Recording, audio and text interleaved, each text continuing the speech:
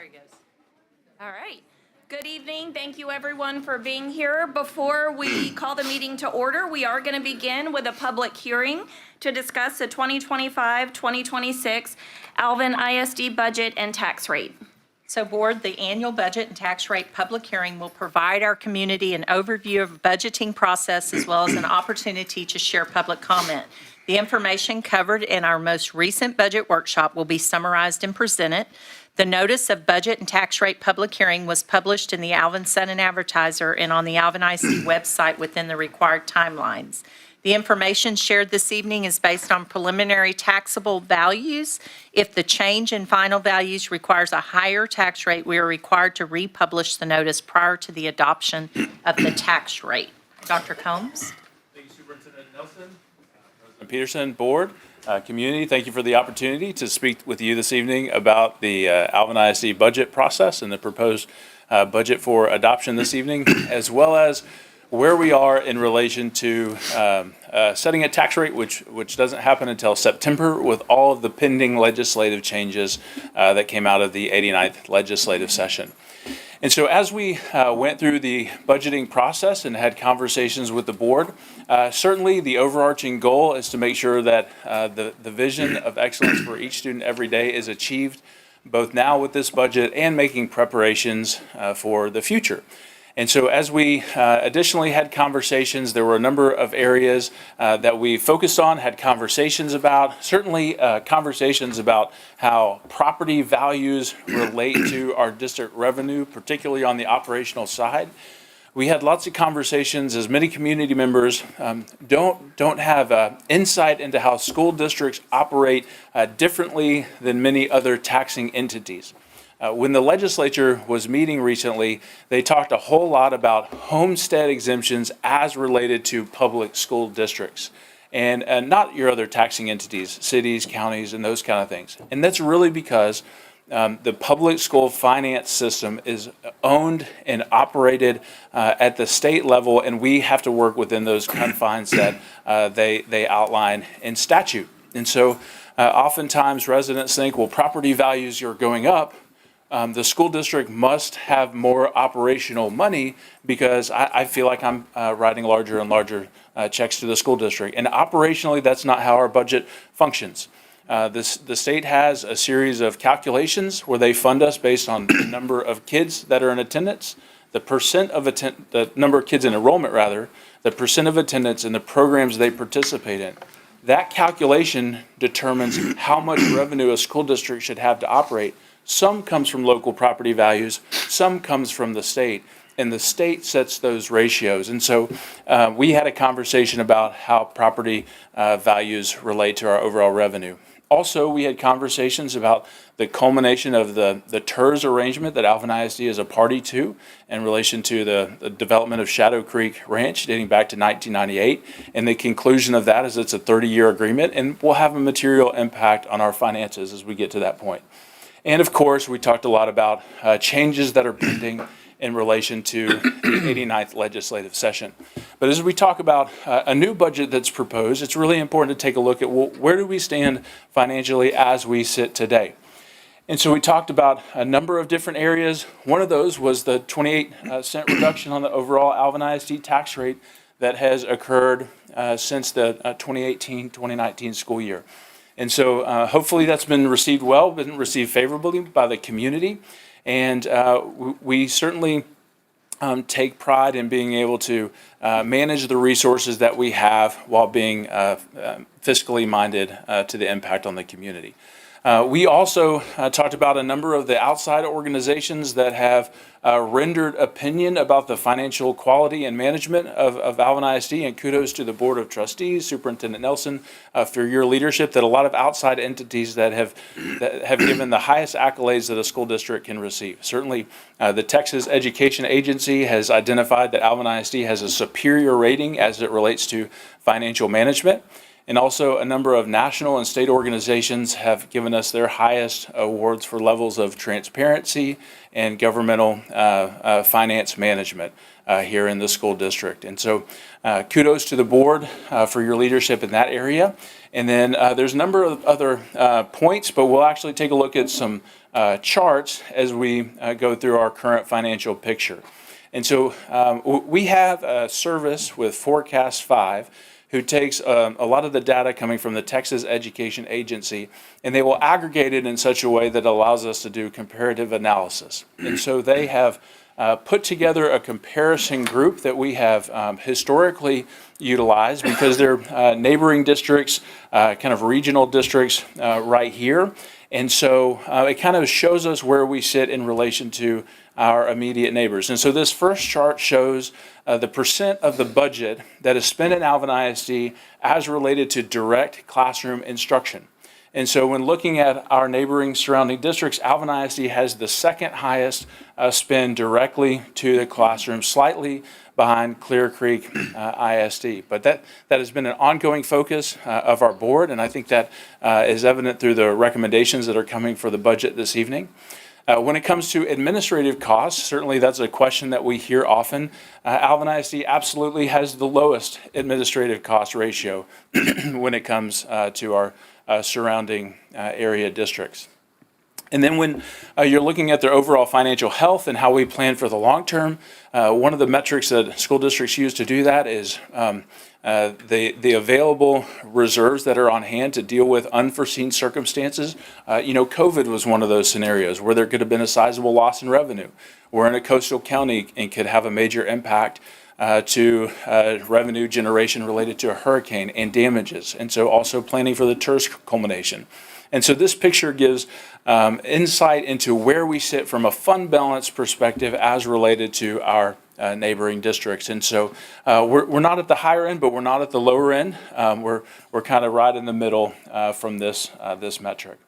And then this one right here is a really good indicator of the work the board has done over many years in focusing on recruiting and retaining the best instructional staff for our students. This gives a picture into where we sit in relation to our average teacher salary as related to our neighboring school district. And we're absolutely the top in this metric. And I think that's a point of pride for our district, for the board, and hopefully for our community as well. When you look at this picture right here, this shows class size ratios and where we sit. So the further to the right you are, the smaller your class size ratio is. And so that's a balance that's been managed very intentionally because as school districts, we all have finite resources. 86% of our budget is to personnel. And so when your average teacher salary is the highest, that could easily come at a cost of class sizes, student to teacher ratios. And we are still, at least to the right side on that chart. So this shows that student to teacher ratios have not been sacrificed to enable that higher teacher compensation. So I think that's a really good indicator as well. Another point of pride, certainly, for work that the board has done, the district has done for many years, is our investment in the safety and security of our students. And so for many years, today during the State of the District Address, Superintendent Nelson referenced the history of the Alvin ISD Police Department, citing that it dates back about 20 years. And that was rare and unique for our community. And before there were mandates to have certain ratios of officers, we have not heard of another district that had a higher student, or lower rather, student to officer ratio. And that is because of the district's commitment, the board's commitment to safety and security. And so you can see in our last fiscal year, our expenditure, our line item for safety and security exceeded $7 million in Alvin ISD. And so those words that safety and security is a priority, those aren't empty words, those are backed up by the finances, certainly. And in recent years, the state has come out with some mandates in relation to officers, to campus, and those kind of things. And they had expectations, but they didn't fund those expectations nearly to the point of the cost. And so you can see the figure right there. In our last budget, our 24-25 budget, Alvin ISD received $798,000 from the state for safety-related expenditures, and the board committed more than $7 million. And so that really shows where the heart of the district is in relation to that.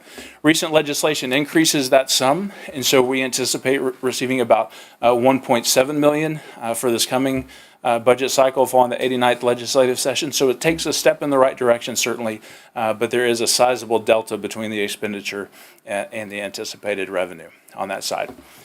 And so that kind of gives a picture of where we are based on prior year conversations with the board and directions from the board and those prior budgets. And so as we look to the future, there are a number of areas that we're really kind of driving the development and frankly, the difficult conversations that had to be had in an environment where you have finite resources and a whole lot of needs.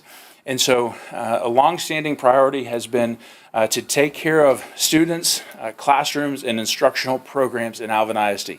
And even when we've had to go through some challenging budgetary cycles, those areas have really been protected and in some areas enhanced with additional financial resources. And that was the heart of this project process as well. Another priority of the boards has been affirming the commitment to recruit and retain the absolute best students and faculty and staff to work with our students in the classroom. And so I think that is evidenced in the budget proposed this evening. Additionally, like many districts, 70% of districts in the state roughly had deficit budgets over recent years. The inflationary factors certainly impacted all of our community members and their homes and businesses, impacted Alvin ISD as well. And so there has been no material increase in state funding since 2019, since those inflationary factors happened until this current year. And so there's some areas that really do need to be addressed in our budget. And then likewise, we talked about planning for the long term, that culmination of the TERS. And Alvin ISD continues to be a fast growth school district. And so how do we plan to make sure that we're ready to take care of students that continue to join the district? So we talked about the variables that impact our revenue. Like we mentioned before, the biggest variables are student enrollment, and then the percent of attendance for the students that are attending, and then the programs that the students participate in. And so we looked at a number of charts that show participation rates in programs like CTE, gifted and talented, special education, and we had lots of conversation about those. And then certainly weighted student programs, weighted funding comes from those programs. But then the 89th legislature presented some unique challenges going through this budgeting cycle because they weren't done, and we had to have a budget proposed and a notice sent to the community to meet the required timelines. And so the legislative changes really are the biggest variable for this year's budget. And so shortly after our workshop, the legislature did, both in the House and the Senate side, they approved the committee substitute for House Bill 2.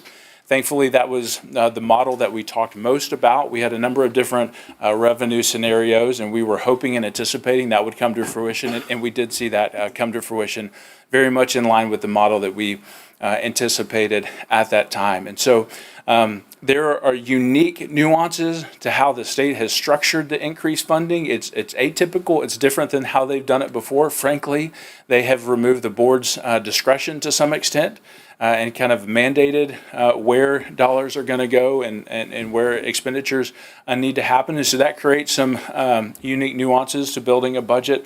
But thankfully, and it should be noted that it doesn't close the gap for certainly the spending power that we had in 2019, but we're appreciative of the step that the legislature took in that direction to do some level of increase in funding. The other legislative changes still create some question marks as related to our tax rate adoption. And so we have a statutory requirement to post notice for this public hearing 10 days in advance of the meeting so that the community knows and has understanding in what we're going to talk about. And so like Superintendent Nelson referenced, if our tax rate ends up that the law calculates our tax rate to be different or higher, we would have to republish that notice. So much of the tax rate, many community members don't understand this, dating back to changes in the law in 2019.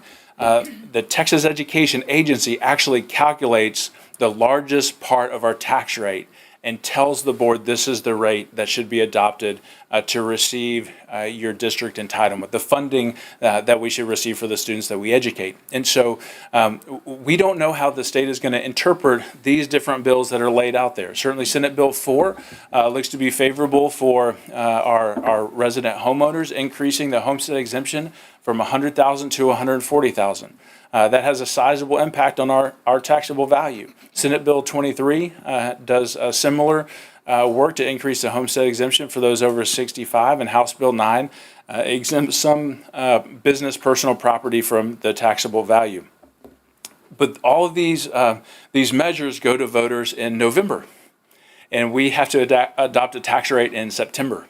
And so there are some inconsistencies with the old law and these pending new laws. And so we're waiting on guidance from the state to see how they're interpreting and directing us to work through those tax rate adoption processes. So some of that is still pending and up in the air a little bit. But following all those conversations about the background, we look specifically at the anticipated revenue from Committee Substitute House Bill 2, and you can see, like I referenced, there's some unique nuances to how dollars were allocated.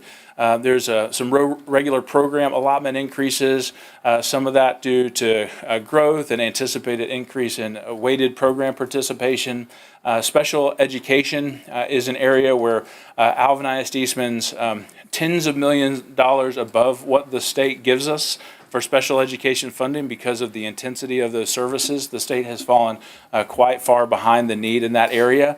And so they have increased some of the funding for special education, but much like you saw a large delta for safety and security, that delta is even larger for what the board already contributes there. You see some others, compensatory education, some CTE, early education allotment. Those are increased funding sources, but some of them, like the early education allotment, has requirements. And so there are increased expenditures that are mandated associated with those funding sources. The school safety allotment, we talked about that increase. And the largest, the most material increase that you see on there is the teacher retention allotment. And so there was a lot of talk from the legislature about teacher compensation and how that is structured. Kudos to our Board of Trustees that every year since 2009 has given a cost of living adjustment to staff and teachers, certainly, which has placed us at the top of that peer group that we looked at earlier. And so appreciation hopefully is noted from staff that have seen that commitment from the board, even when the state has not provided the increased revenue there. In this 89th legislative session, with this piece of legislation, the way that the state is doing teacher raises is a direct flow through. And so if teachers have 3 to 4 years of experience, there's a $2,500 basically allocation from the state that will come to us and then go out to teachers. And then likewise, for teachers with 5 or more years of experience, the state's structure is $5,000. And so that is basically a direct flow through from the state through us, through payroll to the teachers. We're still waiting on some additional guidance and clarity about how exactly the nuances of that will unfold, but we definitely are making preparations to move forward in alignment with the state's expectation there. One other note is that you see the regional insurance allotment. We've had lots of conversations with the board about property insurance. We've seen a huge increase in the last number of years being a coastal county, and the overall impact of large natural disasters and what that has done more than doubled our property insurance line item. Certainly we pay exponentially more than that in property insurance, but at least the state is making a gesture to help those in the coastal counties that have a unique outlier expense. And then so in relation to those, we had quite a few conversations about the expenditures, finite amount of resources, but based on priorities. So you can see a number of the areas listed up there. Certainly cost of living adjustment for staff, for teachers, in accordance with the teacher retention allotment that we referenced. And then there's another line item there for additional staff, for our support staff, our maintenance and operation, transportation, for all of their staff areas. That is not materially funded by the state. There were some small allotments to help with that, but certainly not to the degree of a teacher retention allotment. And then in that second line on, the state didn't provide increased funding for teachers that are in year 1 or 2 of service. And so the requested line item includes a 3% cost of living adjustment for those folks. And then you see a line item request for teacher and paraprofessional growth positions. That's pretty consistent with what we've seen in Alvin ISD as a growing district. And then additionally, campus budget increases, honoring that commitment to take care of our staff's classrooms and campuses. And so as we as a district have felt inflationary factors, likewise they have as well. And this provides an increased calculation for how their budgets are determined at the campus level. And then some increases to our capital improvement plan budgets to make sure that we're taking care of our facilities, purchasing buses on life cycle so those don't get too old. This allows us to have a line item to do replacements of chillers and those kinds of things, as well as life cycling student devices, teacher devices, technology equipment. And then you see a number of departmental increases, such as for the police department for increasing as their staff is increasing. This does a proportional increase to ensure they can provide the equipment and training and those kind of things for those folks. And then some other district expenses like property insurance increases into the budget, and then TERS-related expenditures and those kind of things. And so those do basically mirror the revenue projection that we talked about at the 391.4, gave the board an update in the weekly about where we sit in relation to what we know now versus still what's unknown. So there's still a number of questions out there to be answered, and we're awaiting clarity from TEA and others on how some of those finer nuances will work. But we have a better level of confidence that we are in the right area or right range from a revenue perspective based on our conversations the other night. And so you can see kind of the overall picture of our budget from a proportional standpoint, and this does increase our expenditures from about it was in the 62% in instruction and takes it up to 63.3, and so shows and continues to place the focus on instruction in Alvin ISD as the budgeted priority. And likewise, our ratio of administrative expenditures from last year's budget to this year's budget, as currently proposed, did not change at all and maintains the same percentage allocation there. So with that, on the debt service side, that was our operational budget that we were talking about. In relation to the debt service side, certainly the community approved a bond election in November 2024. The district is well underway moving forward with that, and a number of commitments were made to the community that the community would see a 2-cent reduction in last year's tax rate adoption, and the board honored that commitment. And likewise, in our conversations moving forward, the community was told there'd be another 2-cent reduction, and our proposed rates under all models definitely have that 2-cent reduction as well to honor that commitment to the community. And so that leads us to the overall proposed budget to the board, the general operating, the debt service, and the child nutrition budget, and the tax rate that supports that. Like we referenced, there's still some question marks, but the community saw on the earlier slide that the rate has been reduced 28 cents since about the 2019 era, and even prior to that, you look back in 2005-06, I mean, we were at $1.70, and so certainly have had decreases over the years from the tax rate standpoint. And so on this slide, you see what our current tax rate is, and that's at $1.17. The model on the right is what we talked about during the workshop and what we anticipated and calculated the rate to be under old existing law. And so if there were no impacts from those other bills from the 89th legislative session, that would likely be the tax rate that would be proposed in September. At this point, we just don't know how TEA will interpret those laws. And so it really could be a range from $1.15 to slightly over $1.12. But that all is in relation to where you see that Tier 1 tax rate, the top line item there, and that is the rate that the Texas Education Agency tells us to adopt. And so the board and the district have limited latitude or jurisdiction to make any influence on that, because that does come directly from the Texas Education Agency. And so our timeline for adopting the tax rate is in September. We won't receive our certified values until the end of July, and that is, Do we have a paramedic or a nurse or a doctor in the room? In the back row, need it. Everyone else will step back, that way they can get to the.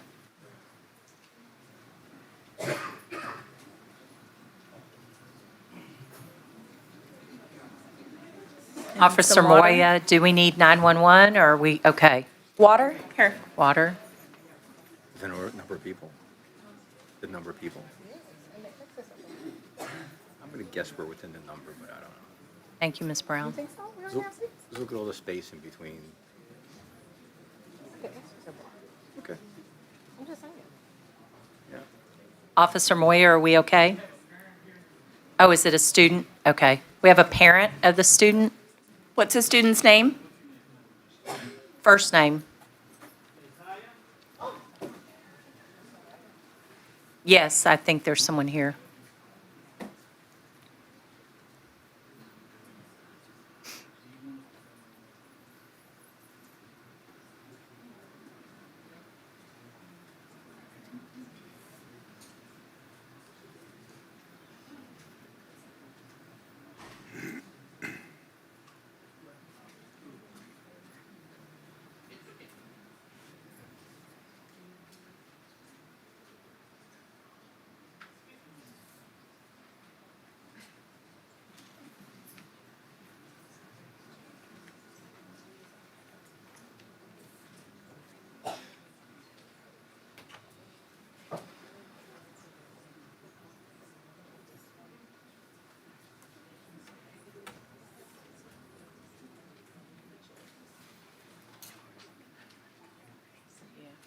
Coach Garza, can you make sure the AC is, you're by the, just make sure it's down as low as it'll go as well, please? Thank you.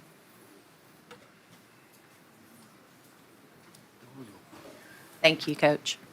all right, prayers for the well-being of our students. Certainly thank you to Officer Moya for Yes. for the quick response there. So hope all is well with that young man. And so just wrapping up our presentation this evening, the tax rate adoption is in September. We'll do the best to provide the board with updates as they become available, but there's still some unknowns. And so we'll do our best to honor the commitment to the community with the limited jurisdiction that we have with those current unknowns. So that the anticipated adoption is at the board meeting on September 9th coming up this year. And so with that, I conclude the presentation part of our public hearing related to budget and tax rate and open the floor for any questions or comments for those in attendance.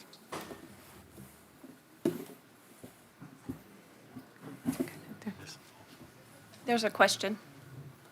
I know there's a big budget. I didn't see anything about sports on there.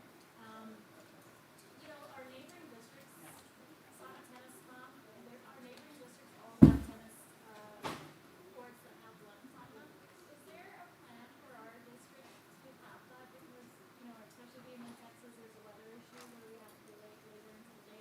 Is that something that you guys can consider for the budget long term? That is certainly something we can enter into the conversations that we have in the budget development process. It sounds like a very meaningful thing that has been done in other districts. The challenge really comes down to the finite amount of resources and how does that rise up in the list of priorities. And so certainly a meaningful topic to be added to the conversation. So thank you for sharing. Thank you. Any other questions from the audience or trustees? Thank you, Dr. Combs. Thank you very Dr. much. Combs. Great job, Daniel. All right. I call this meeting of the Alvin Independent School District to order. Let the record show that a quorum of board members is present, that this meeting has been duly called, and that notice of this meeting has been posted in accordance with Texas Open Meetings Act, Texas Government Code, Chapter 551. And now we will have the invocation by Trustee Scott, followed by the Pledge of Allegiance. Please bow with me. Dear Heavenly Father, we ask for your guidance here tonight. Ask that you be with all of us here for safe travels home, and especially the young man that had to depart earlier. Please be with all Alvin ISD employees and students over their summer vacation. Bring them back safely. We ask that you help and guide us, direct us tonight to make our decisions best for Alvin ISD. In this name we pray. Amen. We have a student that is here to help us. We have a Mai. She's coming. There she is. Okay. You want to introduce yourself and what grade you're in? Hi, my name is Amai Newman. I'm a senior at Shadow Creek, and I'll be attending the University of Texas El Paso. Please join me for the pledge. I pledge allegiance to the flag of the United States of America and to the republic for which it stands, one nation, under God, indivisible, with liberty and justice for all. Now for the Texas pledge. Honor the Texas flag. I pledge allegiance to thee, Texas, one state, under God, one and indivisible. Thank you. Thank you. We'll now move into our agenda item 4, special recognition, and I will ask that Vice President of the board, Mr. Humbard, come take over.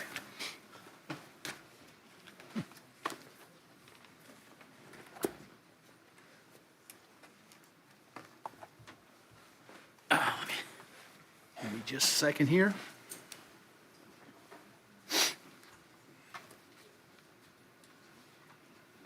All right, this time we're going to recognize a couple of outgoing trustees, and we'll start with Trustee Peterson, if you want to come down front.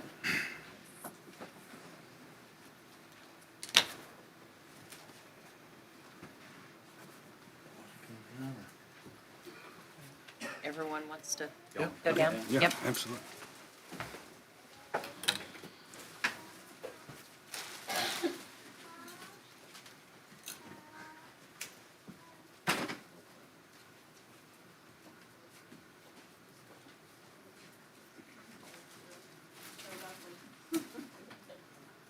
I want to recognize you.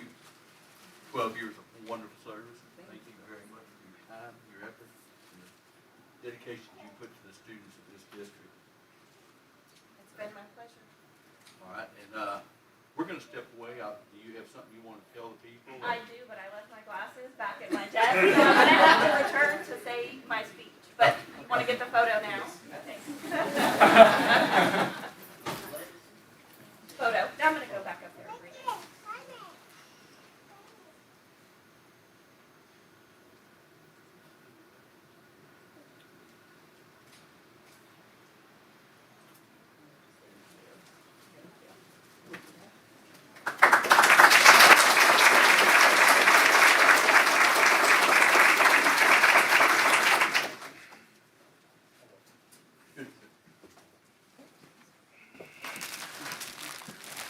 Thank you, Vice President Humbard. So I'll be very brief with my speech and try not to be emotional. My family's here and we're ready to go out to dinner. So good evening, everyone. Tonight I stand before you filled with gratitude and a little bit of nostalgia and a deep hope for what's ahead. Serving on this board for the past 12 years has been one of the greatest honors of my life. And if I've learned anything along the way, it's this: schools run on stories. Alvin ISD's story is built on a foundation of integrity. Generations of leaders, educators, staff, and family have shaped this district with honesty, accountability, and an unwavering belief in public education. In a time when 80% of Texas school districts face budget deficits, I'm proud that Alvin ISD is part of the 20% that do not. That isn't luck, it's stewardship. It's a result of making hard choices with students at the center and honoring the public trust. In my mission during the last 12 years, it's always been simple: lead with integrity and put kids first. And I leave confident that this district is positioned to continue thriving because we've built it together. Teachers are storytellers, and students are the authors of their own future. And we as leaders, as parents, as community members, are the narrators of what's possible. The stories we tell matter. They shape how we see each other and how we dream together. So I leave you with this: be thoughtful about the stories you tell.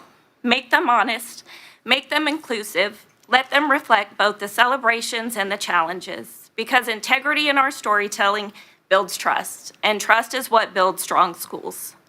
Together, over the last decade, we've grown by more than 12,000 students. We've added 16 campuses, a CTE center, a transportation facility, an athletic complex, and none of that happened in isolation. It took a united community. As I prepare to step away, I proudly pass the torch to those who will continue writing Alvin ISD's next chapter. Write it with integrity, write it together, and lead as a team, and always keep students at the heart of every decision. And while this chapter of my service is closing, it's not goodbye. I do remain deeply connected to this district and will continue to support its mission however I can. But before I close, I do want to thank the people who made my journey possible, my village. To my mom, Vicki, Marvel, thank you for stepping in when I couldn't be home. To my brother, Cam, and sister-in-law, Jennifer, for being the behind-the-scenes support, helping kids get where they needed to be, feeding them, or driving me in a float in a parade. And to my children, Alexis, Gavin, Caleb, and Caleb, thank you for your patience, your grace, and for sharing me with this work. And most of all, my husband, Rodney. He's my anchor, my guide, and the one who reminds me to do right by all. So thank you for walking this road with me in love and faith. Thank you, Alvin ISD. Thank you, Superintendent Nelson. Thank you, fellow trustees. Thank you for trusting me with your story. The pen is still in your hands. Keep writing a future that all of us can be proud of. So tonight, after 12 years of missing second Tuesdays away from my home and family, I will finally leave you so that I can go sit down with family and have dinner. Good night.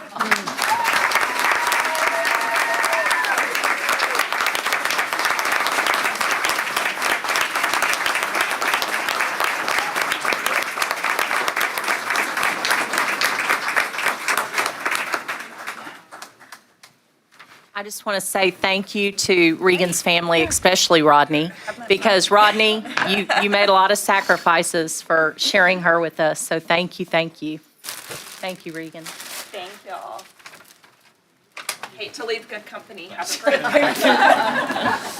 Enjoy your extra time. Thank you. Good night, everyone.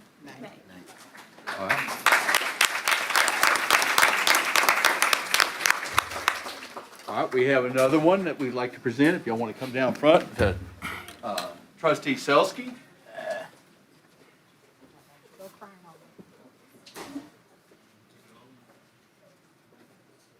Bring in my glasses.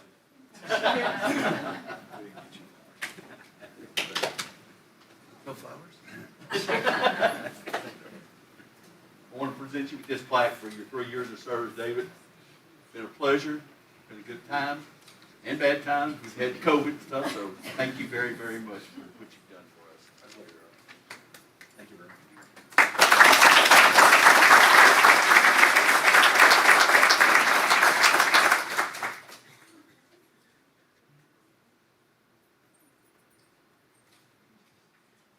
Do you have something you would like to say? Yeah, I can make it short. Can you hear me without a microphone? Just a short story. Probably about 15 years ago, my son was in kindergarten over on the west side, and he was thriving. He was reading Harry Potter. It was a kindergarten. He was doing really well. And we couldn't wait to get him to first grade so he could start advancing. And we found out from the principal that because of where his birthday fell, he'd have to do kindergarten again. He couldn't go into first grade. And my wife and I were exasperated. I mean, you could see it on our face. And I called the district, and I said, well, there's got to be, it can't just be the age. There's got to be some way to evaluate a kid to know he's in the right grade. And they said, there is, but that deadline was a month ago, and you missed it. So I hung up the phone, talked to my wife Rachel about it. She could tell by my face I wasn't really listening to anything she said. And I said, I'm taking a vacation day tomorrow. I got to go find this admin building and shake some trees and do something. We can't let this happen. So I came to this admin building the next day. I left her with me until, and whoever was working reception, she saw the look on my face. She said, I'll be right back. She went back, and she came back with Brent Shaw. Brent, are you here? She came back. Brent Shaw comes out, very patient. He listens to my whole story, and he goes, is this Hudson? I said, yes, it is. He goes, do you mind if I take him in the back for, I can't remember if it was 30 minutes or 2 hours. But he said, do you mind if I take him back and do a short assessment on him? I said, of course. So he takes Hudson back, and I'm there biting my nails, and he comes back with, it seems like an eternity, and he goes, you know, I spoke to him, and you're absolutely correct. We have to move him into first grade. And I said, but what about this rule that you had where a month ago, the deadline and all this stuff? He goes, I understand that, but we have to do what's right for the student. We have to do what's right for the child, right? You don't even remember this. and it was, honestly, it was at that, this is my oldest, my first kid in school, kindergarten, right? And it was at that moment that I realized in this school district, my kid was not just going to be a number. They were going to look at him and they're going to say, what does this kid need? And for the next 12 years, the lesson I learned from Alvin ISD is we have over 4,000 employees, and every day they are doing things like this for my kids, for your kids, big things and small things we'll never even know about, to help make sure that they thrive and reach their potential and be everything they could be. And honestly, I was just pleased to be a small part of it. Thank you.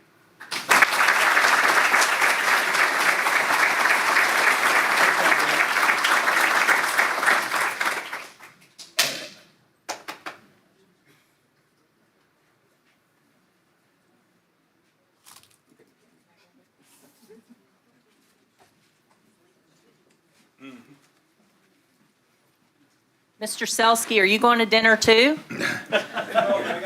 So let me just say thank you to all the committees that you've served on over the years as well. I got to know David on our CAC bond committees, and I believe he served on boundary committees as well. So thank you. Awesome. Thank you. Thank you for your service. Thank you.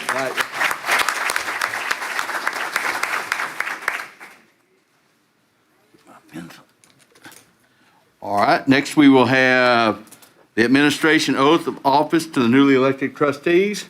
So Board, having complied with all legal and district requirements for certifying the recent elections of trustees, it is now appropriate to administer the oath of office to our newly elected trustees. First, the Honorable Judge Wanda Adams of the Harris County Court of Law, Justice of the Peace, Court Precinct 7, Place 1, will administer the oath of office to newly elected Alvin ISD trustee Brian K. Roberson II, position 4.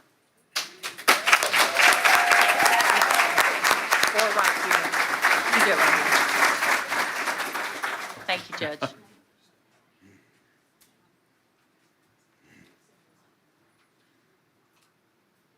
Wait, your other family, I think they're trying to get everybody up here.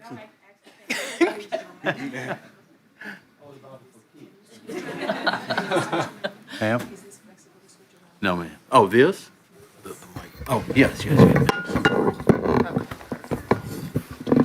righty, there you go.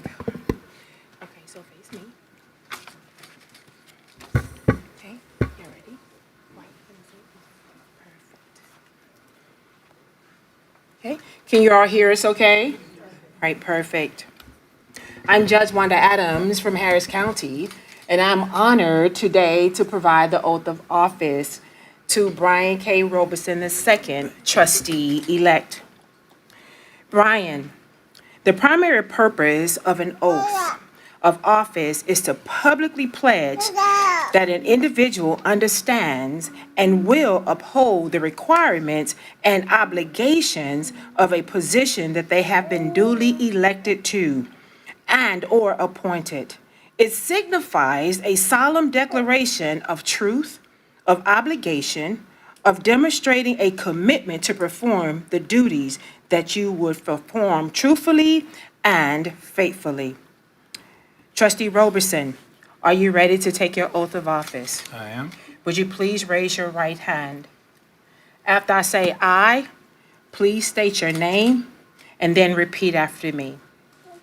I I, Brian Keith Robeson II, do solemnly swear do solemnly swear or affirm or affirm that I have not directly that I have not directly or indirectly or indirectly paid, paid, offered, offered, promised to pay, contributed, contributed, or promised to or contribute promised to any contribute money any money or thing or of things value, of value, or promise any public office or promised any public office or employment or employment for giving or withholding for giving or withholding of a vote of a vote at an election at an election in which I was elected, in which I was elected, or as a reward or as a reward to secure my appointment, to secure my appointment, election, election, and confirmation, and confirmation, whichever case may be, whichever case may be. so help me God. So help me God. That was the statement of the office. Now, here's your oath of office as trustee. And repeat after me. I, Brian Keith Robeson II, do solemnly swear do solemnly swear or affirm or affirm that I will faithfully that I will faithfully execute the duties execute the duties of the office of school board trustee of the office of school board trustee of Alvin ISD, of Alvin ISD, trustee position number 4, trustee position number 4, school district school district of the state of Texas, of the state of Texas, and will, to to the best of my ability, the best of my ability, preserve, protect, and defend the the Constitution and laws and laws of the United States of the United and States this state. and this state. So help me God. So help me God. Congratulations, trustee.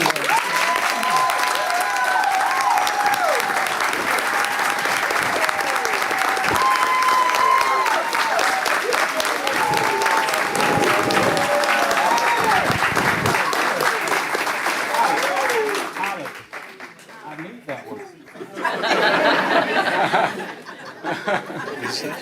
I knew that one. You know what it means.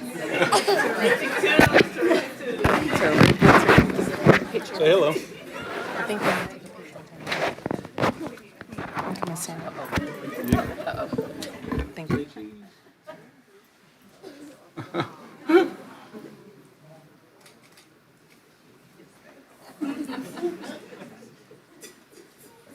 Can you share in a round of applause one more time for our trustees?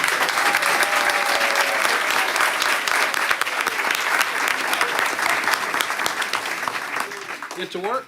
I was going to go for dinner. Thank you, Judge Adams. Now, the Honorable Judge Mike Merkel of Brazoria County Court of Law, Justice of the Peace Court Precinct 3, Place 1, will administer the oath of office to our newly elected Alvin ISD trustee, Cheryl B. Harris, Position 5. Ms. Harris.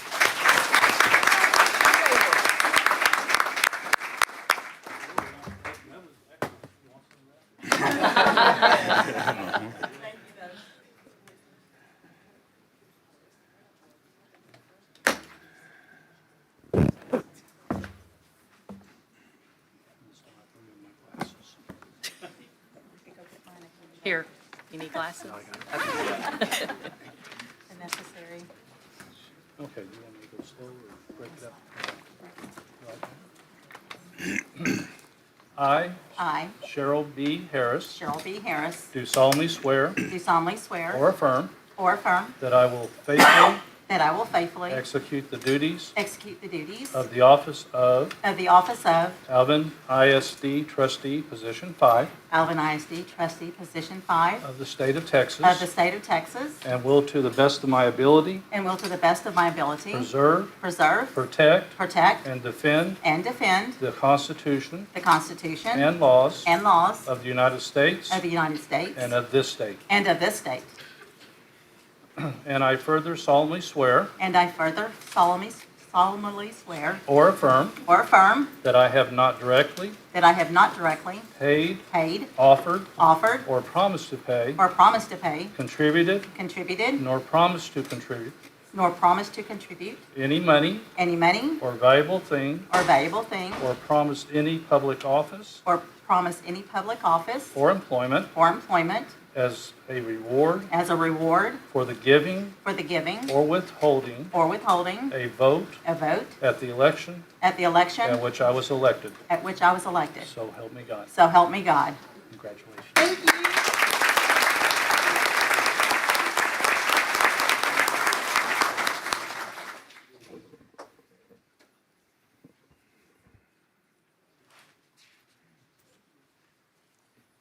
Thank you, Judge.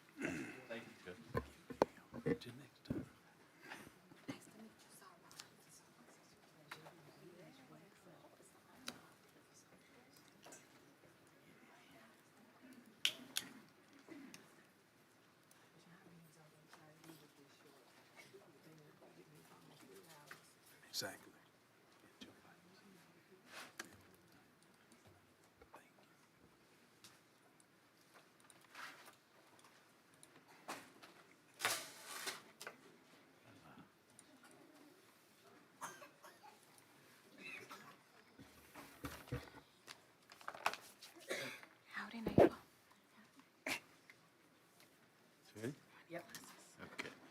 All right, next we have superintendent's report.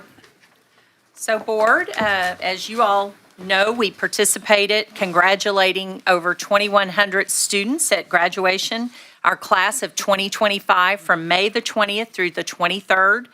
Alvin ISD's class of 2025 proudly walked the stage and celebrated their achievements. Congratulations to all of our seniors on reaching this incredible milestone, and the photos are now available on our Flickr album. So if you go through, there's several hundreds of pictures there on the Flickr album. We've also got the class of 2026 scheduled on our webpage at the bottom of the 25-26 school calendar. The graduations are already scheduled on there. So if you have a senior next year, look at that and it will tell you when they're going to be graduating. Honoring excellence at our Alvin ISD Excellence Foundation banquet on May the 15th, sponsored by the Alvin ISD Education Foundation, we honored the top 20th graduates from each high school and the top 2 from Rise Academy. They also picked their most influential teacher who made the greatest impact on their academic journey. This is always a great celebration for our top students at each one of our schools. Congratulations. Alvin ISD is a heart-safe district. Project Adam recently named Alvin ISD a heart-safe district for its efforts to prevent sudden cardiac death. This national recognition highlights the district's commitment to maintain a safe and prepared environment for our students, staff, and visitors. And then on October. On May the 12th, we rolled out the red carpet to honor our student athletes at our second ever Ames Awards. What a great ceremony recognizing our athletes from across the district in all sports who not only excel athletically, but also as leaders in their schools and community. And we had our very own friend of the district, Nate Griffin from Fox 26, MC the event. So it was a great event and our students always enjoy that. And now we're working on we hope to get our budget passed this evening, and then we'll have our final budget amendment meeting in June. And then July, we're preparing for new teachers to come back and staff to come back at the beginning of August. So have a great summer, and we look forward to the 25-26 school year. Ms. Rives? So good evening, board and guests. We are going to be commending some of our students tonight. This is my favorite part because we get to honor our kids, which is what it's all about. So parents, feel free to stand up, take photos if you would like when your students get to come up. We welcome you to do so. So without further ado, we're going to start with the state track. Alvin ISD delivered an outstanding performance at the Texas State Track and Field Meet in May. Shadow Creek High School captured the 6A Girls Track and Field State Championship. Woohoo!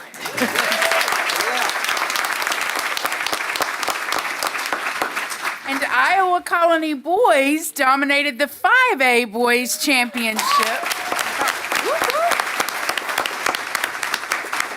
That they brought home as well. So congratulations to the following students. When I call your name, please come up and get your medal.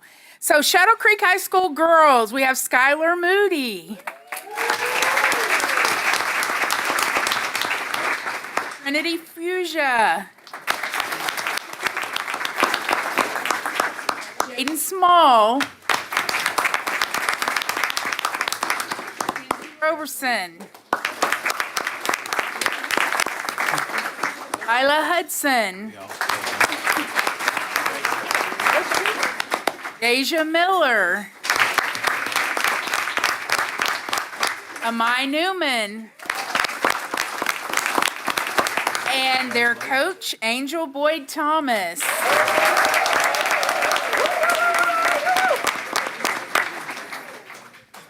And we'll get a photo of our girls. Oh my gosh. Yes, it is. But just as prestigious, I'm just saying. That's right.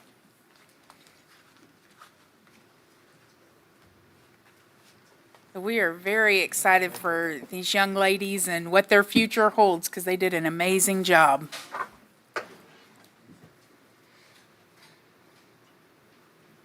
Great job. Congratulations.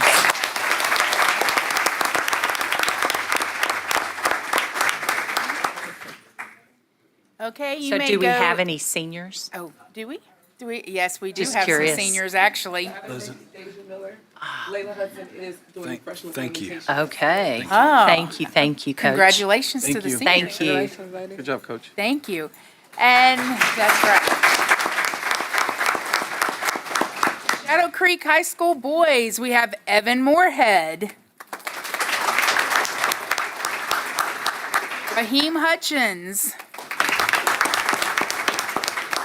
Chris Stewart. David Barrett. Alonzo Ibarra. Timothy Rhine. And Coach Renee Galapian. Clapion. Great job. That was a huge accomplishment. We're very proud of you.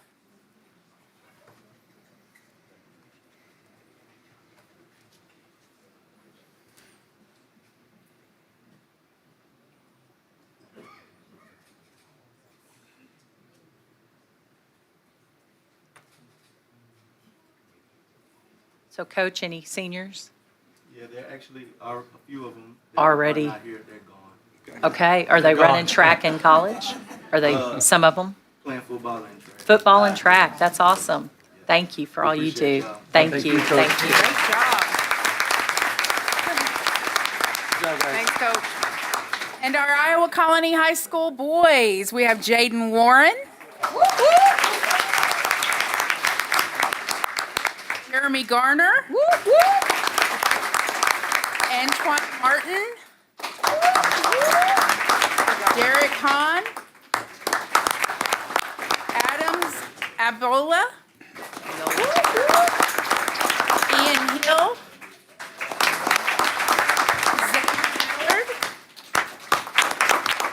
And Coach Andra Long.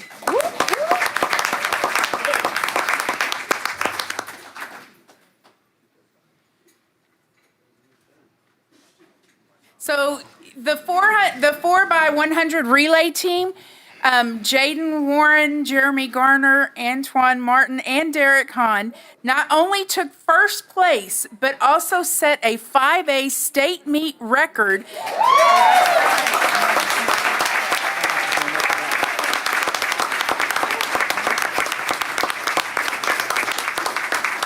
They posted the fastest time in the nation this year. That's pretty impressive.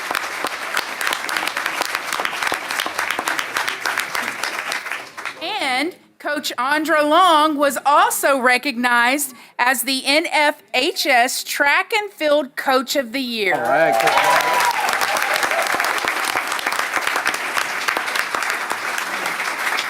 Congratulations to every one of you. Congratulations. Thank you, Coach. Yes, thank you very much. You may have a seat.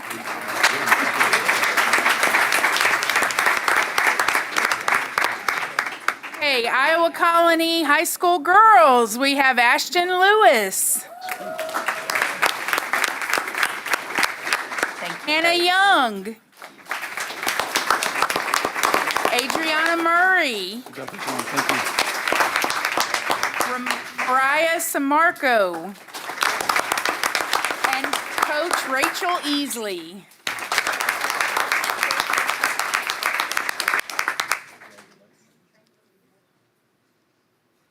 Great job. Oh, we have some really fast people in this room tonight. I am not one of them, but many of them are. Let's do a race. Yeah, maybe not. No.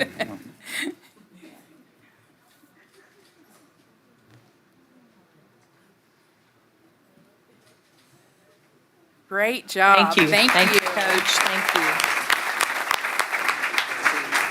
What? And then Manville High School boys, we have more. Demarion Clerkley, who earned second place in the triple jump. Woo! And Coach Jacob Jeffries was his coach. Congratulations.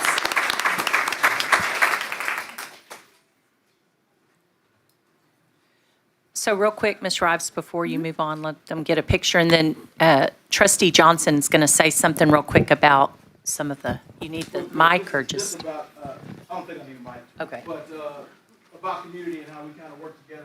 I was at the luncheon earlier today with the State of the District, and Mayor Will Kennedy mentioned to me that our county needed, was looking for a little bit of help with securing their state rings. And so I made a couple of calls, and literally this was in about an hour worth of time. And a couple of our trustees, Garza, Scott, Roberson, myself, along with our state rep, Jeff Berry, Commissioner David Linder, Commissioner Stacey Adams, got a text from Commissioner Ryan King, and honorees and Cameron Recycle all pitched in, and we're gonna make sure we get those kids those rings. Well, that's awesome. Thank you.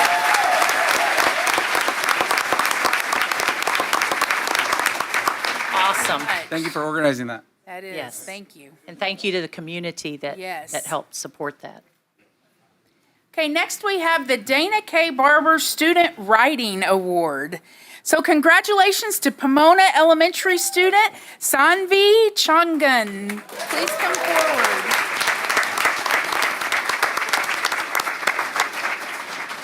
She received the Dana K. Barber Student Writing Award for her poetry. And her teacher was Dr. Mark Spillman, and he is actually out of town, so he could not be here tonight with her, but he said that she is an amazing writer and made us all proud. She going to recite some poetry for us? I don't know. I love that. Thank you Congratulations. very much. Congratulations. And next we have State UIL Theatrical Design. Congratulations to Shadow Creek High School students, Lila McGuire and Audrey Tran.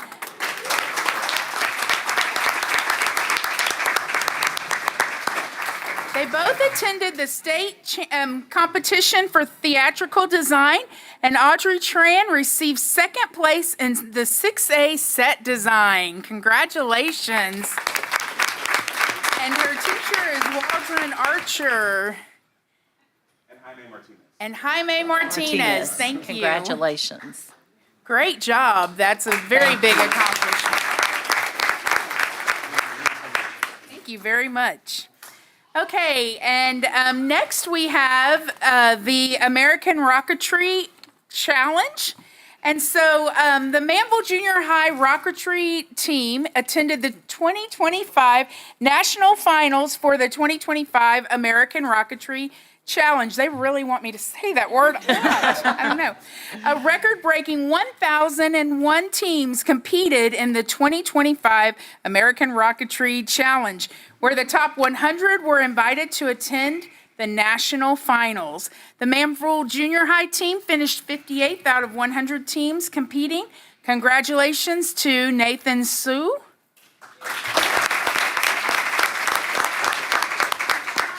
Rapi. Daniel Martin. Daniel Rodriguez. Anders Freeberg. Carl Umali. Kevin Ramirez. And their advisor, Madison Hanks. You're welcome to take photos. Yes, definitely. Yes, take. That's right. Did we get Kevin Ramirez? Yes? Yes. Okay. Uh-huh. Great job to everyone, man. Wait, there's that's more moms. Pretty impressive. Dads are sitting down. So are any of you in the STEM program? All of you are. Okay, congratulations. Yes, great job. Thank you. You may have a Okay, and last but not least, we have Riley Toll is a junior at Shadow Creek High School, recently achieved the rank of Eagle Scouts this month. For his Eagle Scout project, the design, funded, and built ukulele storage carts for the music departments at Duke Elementary and Merrick Elementary. In addition, he raised enough funds to donate 8 new ukuleles to Duke Elementary.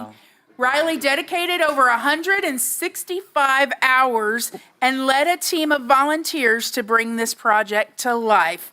So congratulations, Riley, and we thank you on behalf of the district. Thank you so much.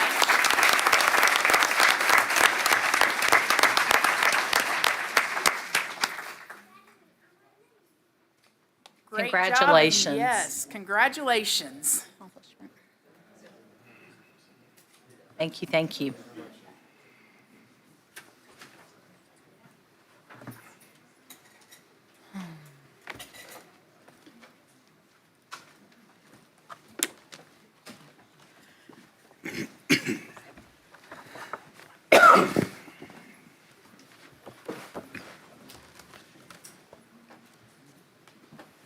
All right, next we will have a presentation. Superintendent Nelson?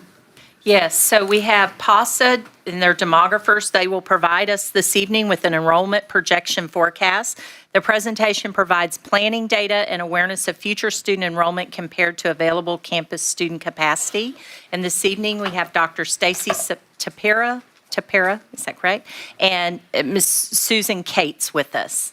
Stacy? Thank you very much.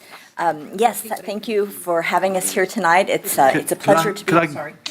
Just let those Oh, okay, students before she- leave and then, Absolutely. So we can hear you. And you Sorry all about have a that. binder at your place as well, but it'll be on the screen as well, so. all right, now, thank you. Certainly. Good evening. My name is Stacy Tapera. I'm the president of Population Survey Analysts. Again, with me is Susan Cates, and we are really pleased to be here to report to you our first annual demographic study for Alvin ISD. This has been a really interesting project for us as we have become familiar with your district. So just as a quick overview, our process is quite an intense one. As you will see, the binder in front of you is the full report. The slides that you will see are a review of the binder, but all of the data is in the binder and especially in the appendices in the back. So there is a lot of information that we have collected. So we start with background data. We pulled together a very comprehensive map, including a lot of background data. We'll get to that later. We look at economic trends in the area specifically, as well as the region overall, and specifically housing projections, where new houses are being built and where we anticipate them in the future. We look at the current students, where your students live right now and where they lived last year and the year before and the year before for the past 3 years. We take a lot of these factors that you will hear about tonight and roll them into our projections model, and then of how many students we project to live in the district in each neighborhood, and then we compare that to your capacity to help guide you through some long-range planning of what to do about that anticipated population. So first, let's talk about some demographic trends of Alvin ISD specifically and the region overall.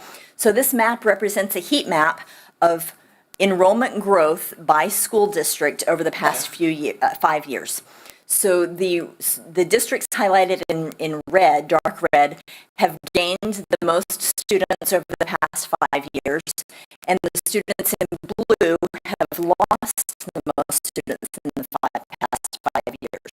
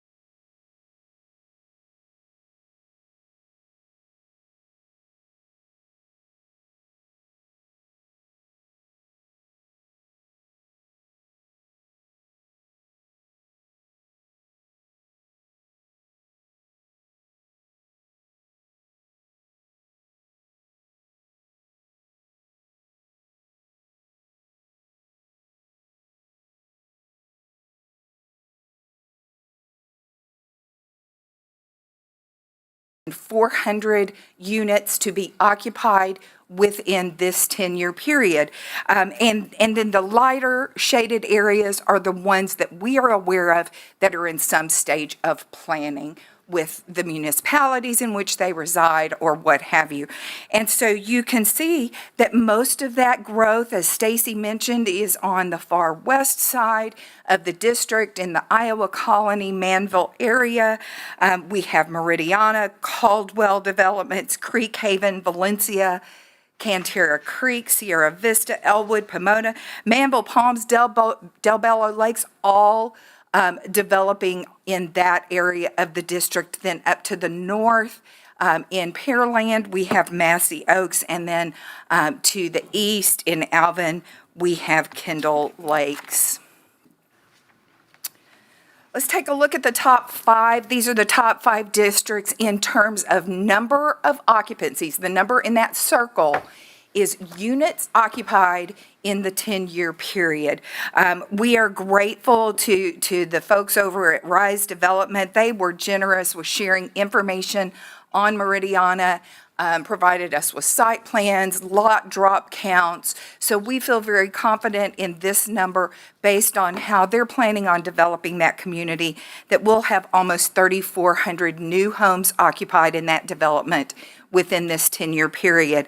And then Massey Oaks, this, as Stacy mentioned, is just really getting kick-started. They did acquire some additional acreage recently, bringing their total site to 750 acres, and we're projecting just over 1,700 units in the projection period.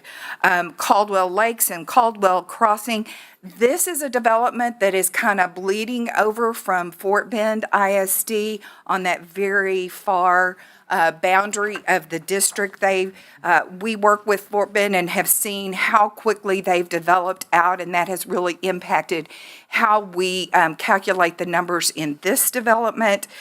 They have about 700 acres in development currently within the district, and we're projecting over 1,500 units in that development. Creek Haven is an approved planned development, not yet underway, but Hines recently sold this project to Starwood. Final plats have been approved for the first 400 lots, so we expect this to kickstart shortly, and this will yield over 1,200 units in the projection period. And then finally, another developer that we have a great relationship with and has shared information, they're a good partner to the district, is Hillwood with the Valencia development, and they are underway, and we expect to see almost 900 units in their development over the projection period. This is another heat map. We're kind of a fan of heat maps, and you can see the projection cycle over the 10-year period. Again, the darkest maroon areas are the ones where you're seeing the most homes occupied during the projection period. And we can see that movement of the darkening in that far western side of the district. But it's interesting to note that once we get into the latter part of year 7 and on into year 10, that we're seeing some increased development to the south. We expect the catalyst for that growth will be the Grand Parkway going in that area.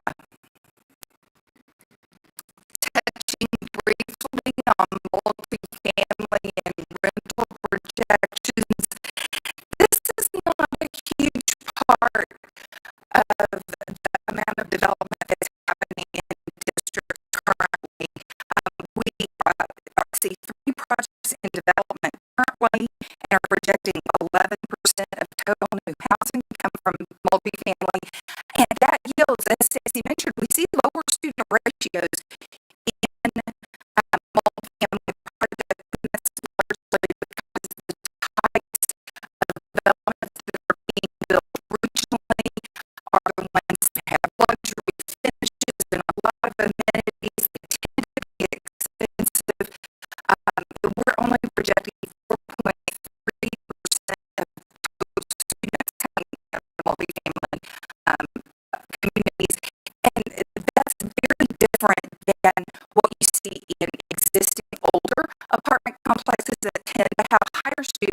ratios because as those apartment complexes age into Class B, Class C type projects, they become an affordable housing option for families.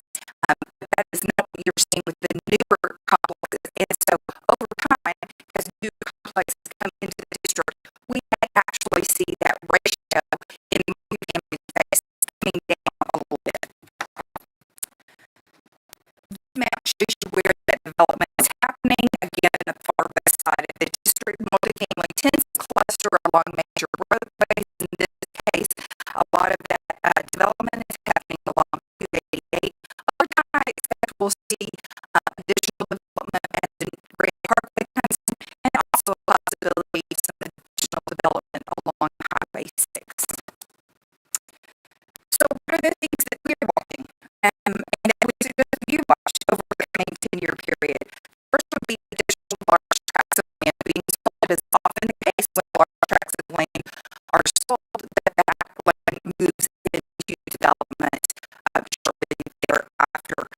Infrastructure development, all of these developments need utilities. And so when you see a mud going in, that means watching the county, watching what's happening at the state level. When you see an application for a mud, that means the possibility of residential development in that area. And so we, as your partner, are keeping an eye on that as well. And then also on being passed in the municipalities that you serve, that can also indicate growth in those areas for residents and putting in a mud so that they get the utilities. But what that means to the district is once that infrastructure is in, they can go in very, very quickly and have a large impact on the district because they have very high student ratios. The new type of development that's coming in is putting in amenities like pools and recreational facilities, and it is attracting families. So in summary, we are projecting, but I will say, keep an eye on manufactured housing. We could see some shift in land that we have allocated as single family currently, shifting into manufactured housing, especially with some changes that our legislature put into place just this most recent legislative session. I'll hand it back over to Stacy. God, it's 2,400 a year. Thank you, Susan. Now, you have heard a lot of information, and I am going to tell you how we have put it all together into our projections of how many students we project in each neighborhood each year for the next 10 years. Susan told you a lot about new housing construction. That's at about 11 o'clock on this circle diagram. We anticipate that new housing construction can bring between 800 and 1,100 new codes. They are not increasing, so in those areas, kindergarten enrollment is not expected to increase if there's no new construction and there are fewer births. The regeneration of existing homes with younger children as seniors graduate and those empty nesters remain in their homes, we are seeing less regeneration in existing homes currently, so that those empty nesters are not necessarily moving out when their children graduate. They're staying put, and so there are fewer and fewer younger students in the schools in those existing neighborhoods. We looked at, of course, cohort size. I showed you the red bulge of big classes that have been moving through the years and will begin graduating this year and especially next year. And then also alternative educational opportunities. So those two new charter schools, Harmony Charters, that are opening in a couple of years. One to the north in Pearland. Our base projections, that's our most likely scenario. Based on everything that we know to be true today, we have made an assessment that these are our projections. However, we have bracketed those in with a reduced enrollment scenario and an accelerated enrollment scenario. So if any of those factors change and those assumptions change, then you could be looking at a little bit closer to the lower growth or reduced scenario or accelerated scenario. For example, over the long term, if the ESA legislation encourages all of those private schools that are just outside Alvin, primarily in the Pearland area to the north, if those private schools are able to expand and or new private schools are able to open, then they could pull more students out of Alvin ISD, and you could be looking at more of the reduced scenario, enrollment scenario. Likewise, those market changes that Susan talked about could expedite and accelerate the new housing construction, and so then you could be looking at more like the accelerated enrollment scenario. Now, I'm going to pause on talking about those numbers for a moment to make an important distinction. We are demographers. We project where people are going to live. And so we tell you that there are this many students projected to live within an attendance zone. Those are the resident students. We start with how many students live there now. Those dots you saw on the map earlier, and the new homes and all of the other projections. How many students we anticipate to be residents of that attendance zone. We give you that number. But then that number is very different in some cases from the number of students actually enrolled in that school because of all your programs transferring in and out. And so the number of enrolled students includes all those transfers, and when we talk in the next few slides about projected enrollment, we have to assume that all of those transfers are going to stay the same. For example, you have bilingual clusters at Mason and Jeter and Sanchez and Duke. If we assume that all of those bilingual clusters stay there and the same number of students transfer in, then that would be the enrollment projection. Geographically, where is all of this growth projected to happen? Again, back to the heat maps. The dark red planning units, I mentioned everything is aggregated to the planning unit level. The dark red planning units represent the areas where the most students are projected to be gained over the next 10 years. This is all students, all grades.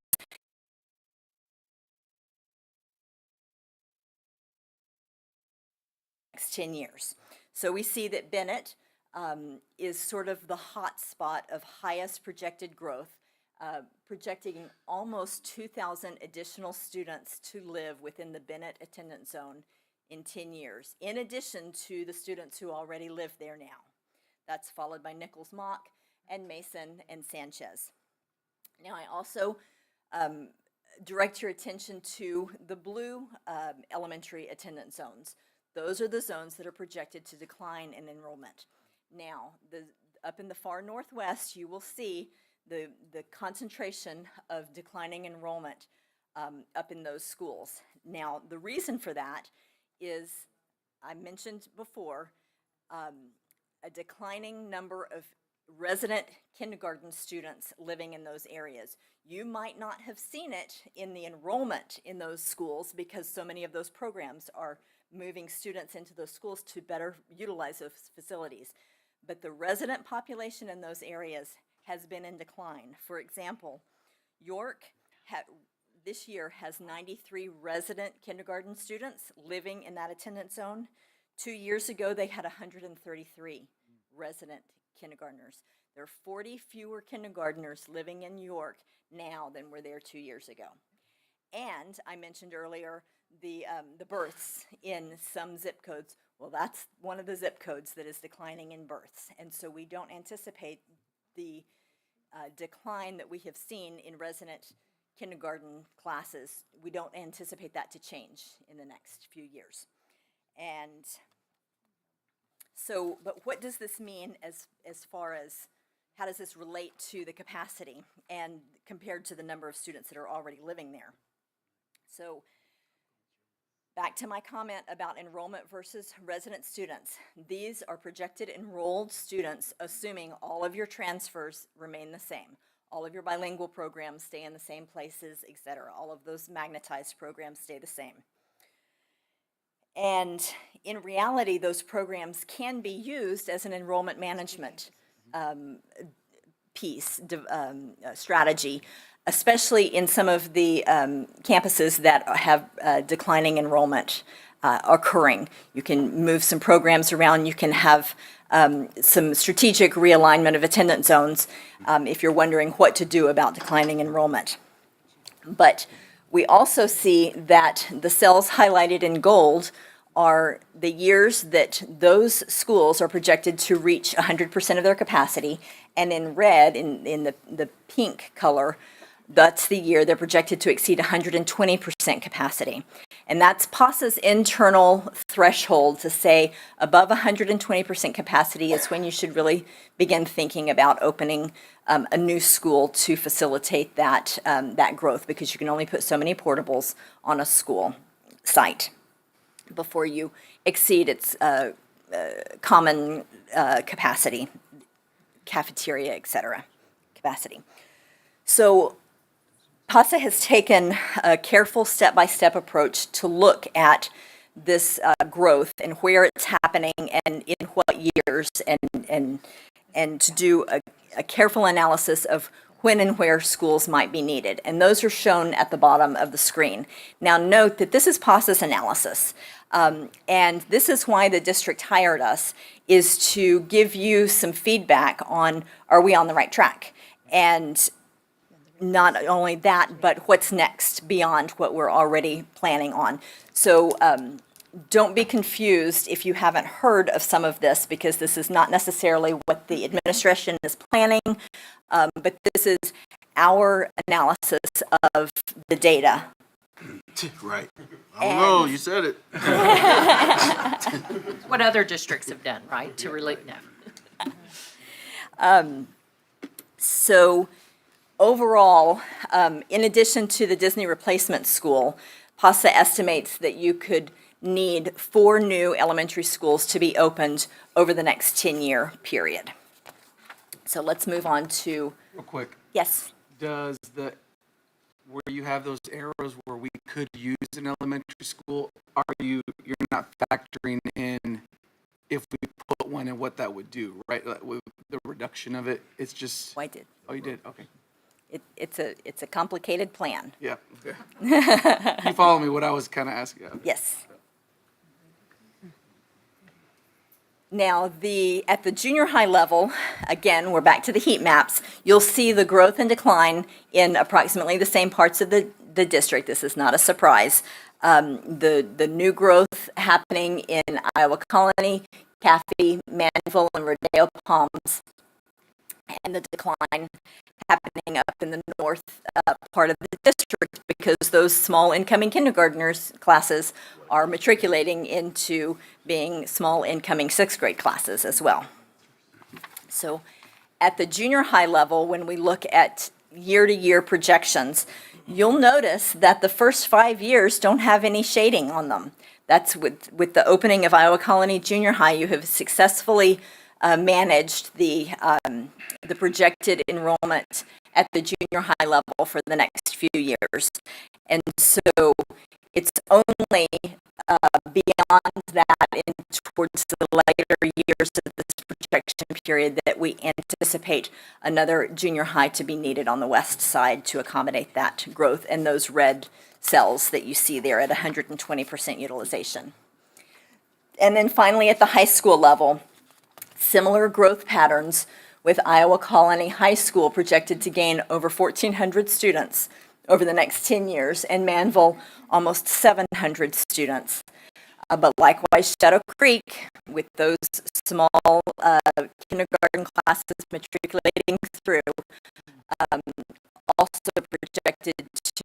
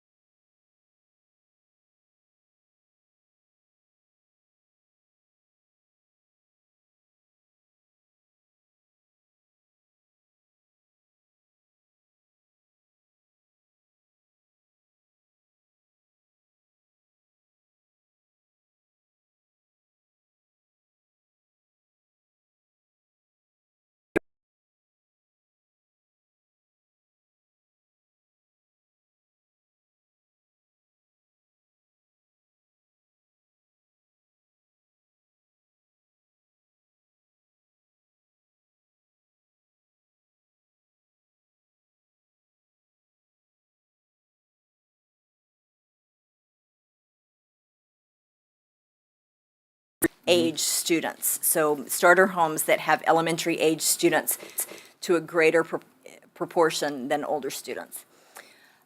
We talked a lot about births, that overall births are increasing, but in some neighborhoods they are declining.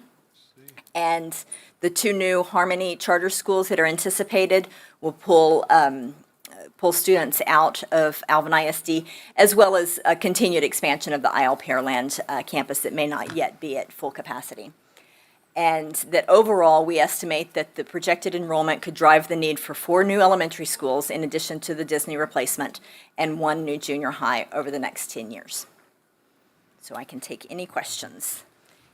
Any board members have any more questions? Thank you very, very much. Great. Lot of data. presentation. Yeah, very much. Wonderful. Thorough. Very Thank informative. you. Thank you. Certainly. Thank you.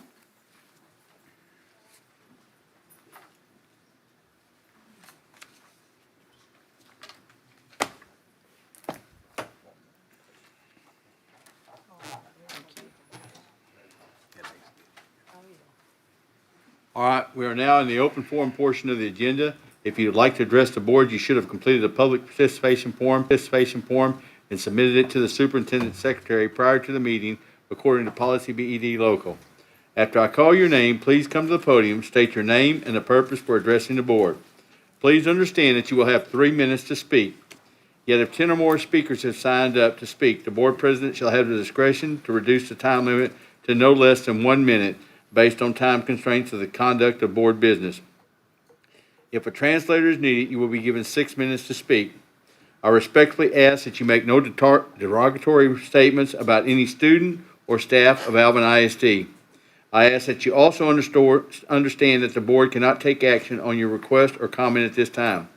However, the president or designee may refer the request to the superintendent for review. All right. First, we have Ms. Keel.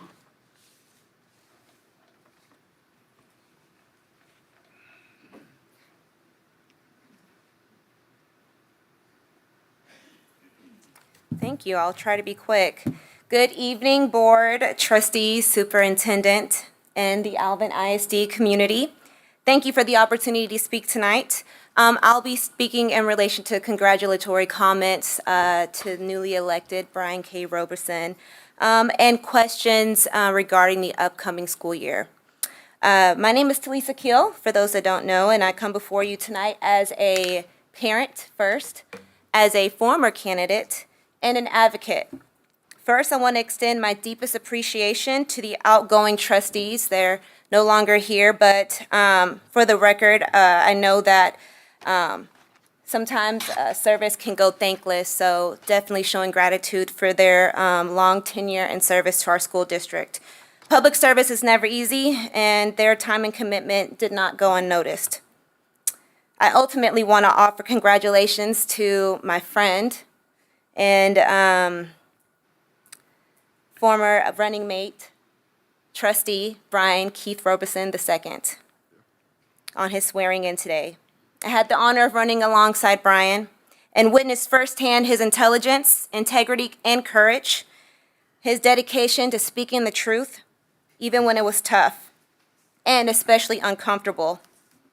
And not just in this campaign, also as young adults on the campus of Lamar University. And while I wish I was joining you today, as you can see, the advocacy is not going to end.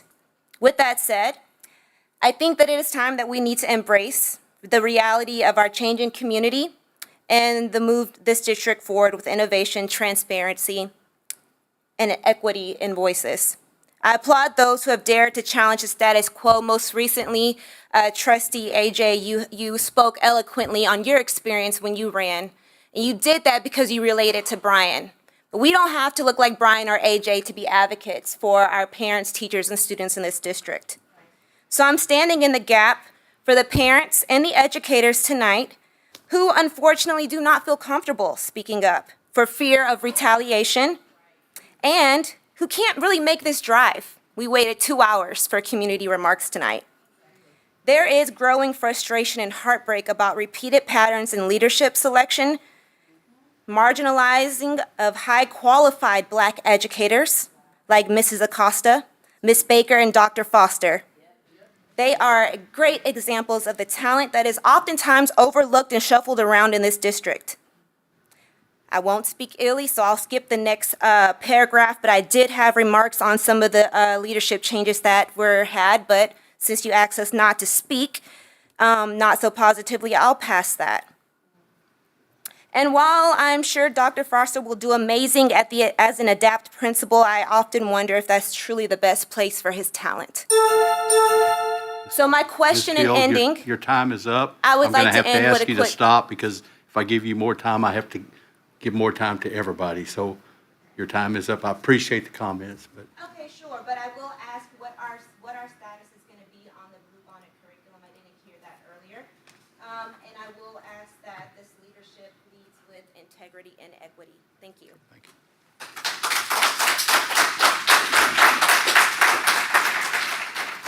All right, next up, we have Ms. Tasso.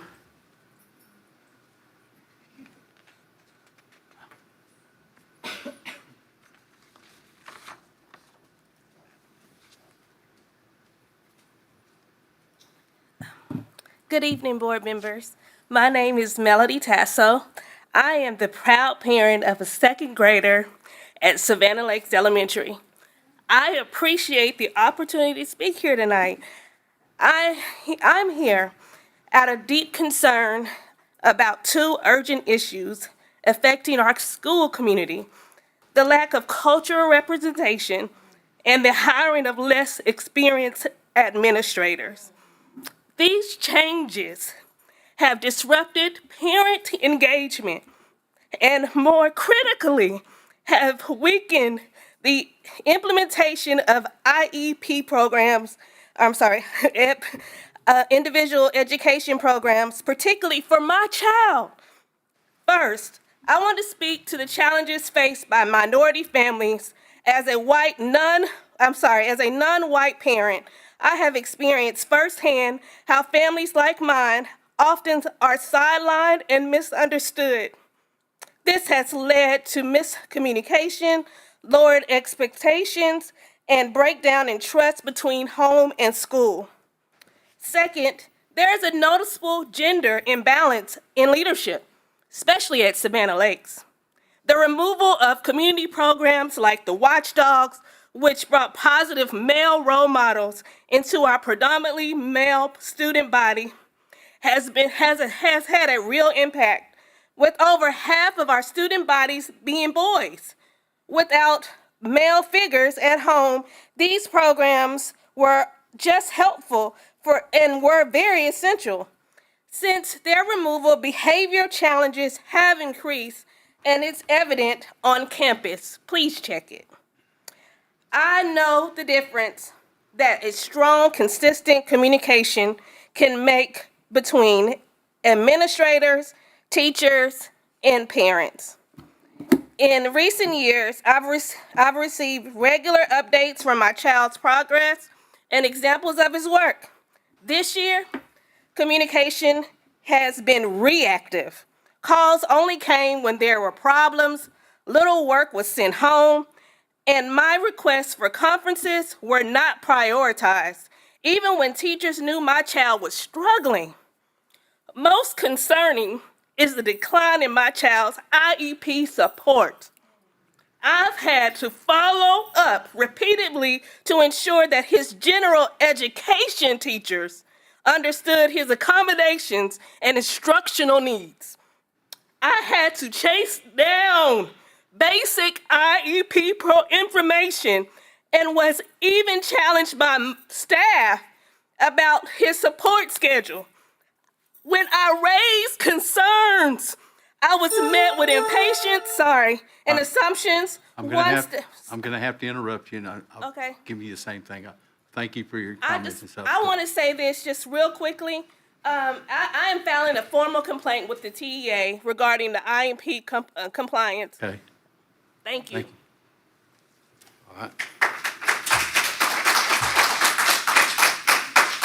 Next, we have Nikki Brooks.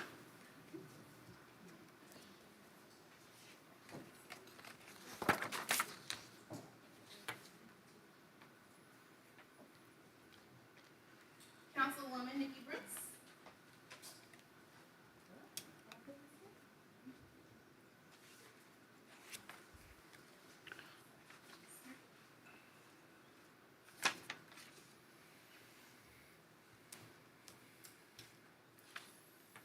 All right, let me know when you're ready. All right, I'm here to address the board. First of all, congratulations to all the new trustees, newly elected officials. I myself am a newly elected official as a city councilwoman of the city of Iowa Colony, position 1 at large, but I'm also a parent. And as a parent, I've got 2 kids that went through AISD.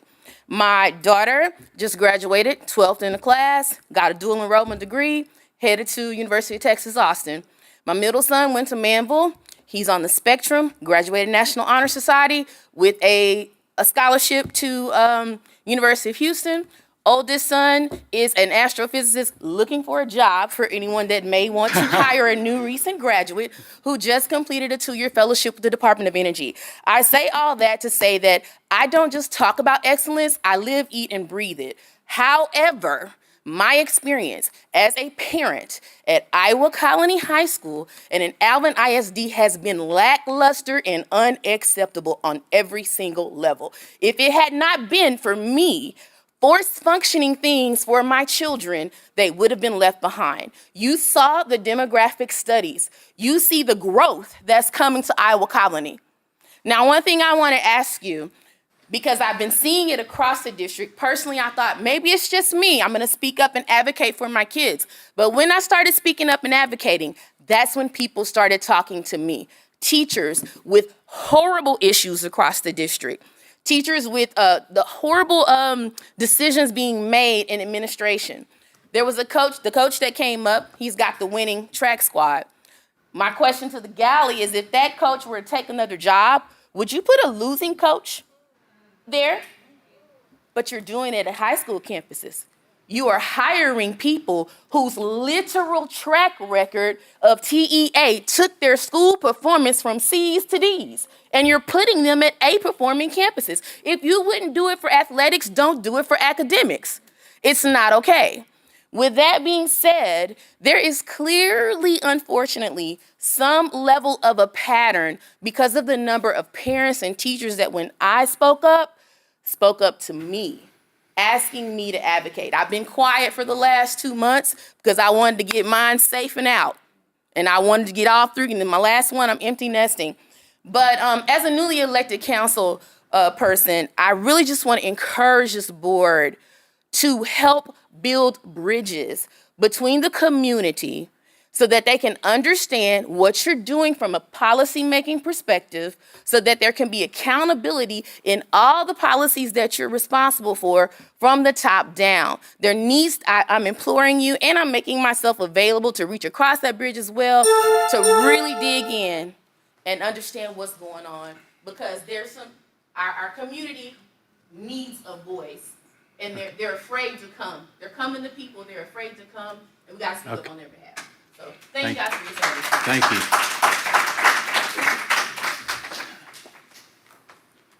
All right, next we'll go to consent agenda items.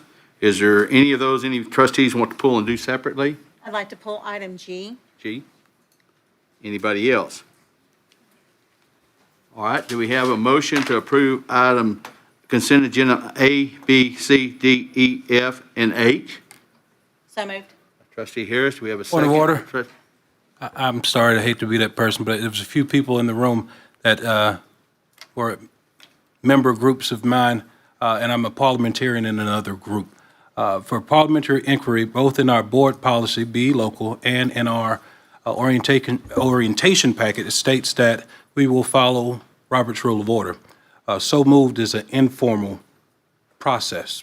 So I just wanted to be clear, as I'm new to the board and moving forward, will we follow the informal process of so moved, or will a member make a full motion and state that motion? Okay. I'd be glad to say I would like to make a motion. Let me, I'm ahead.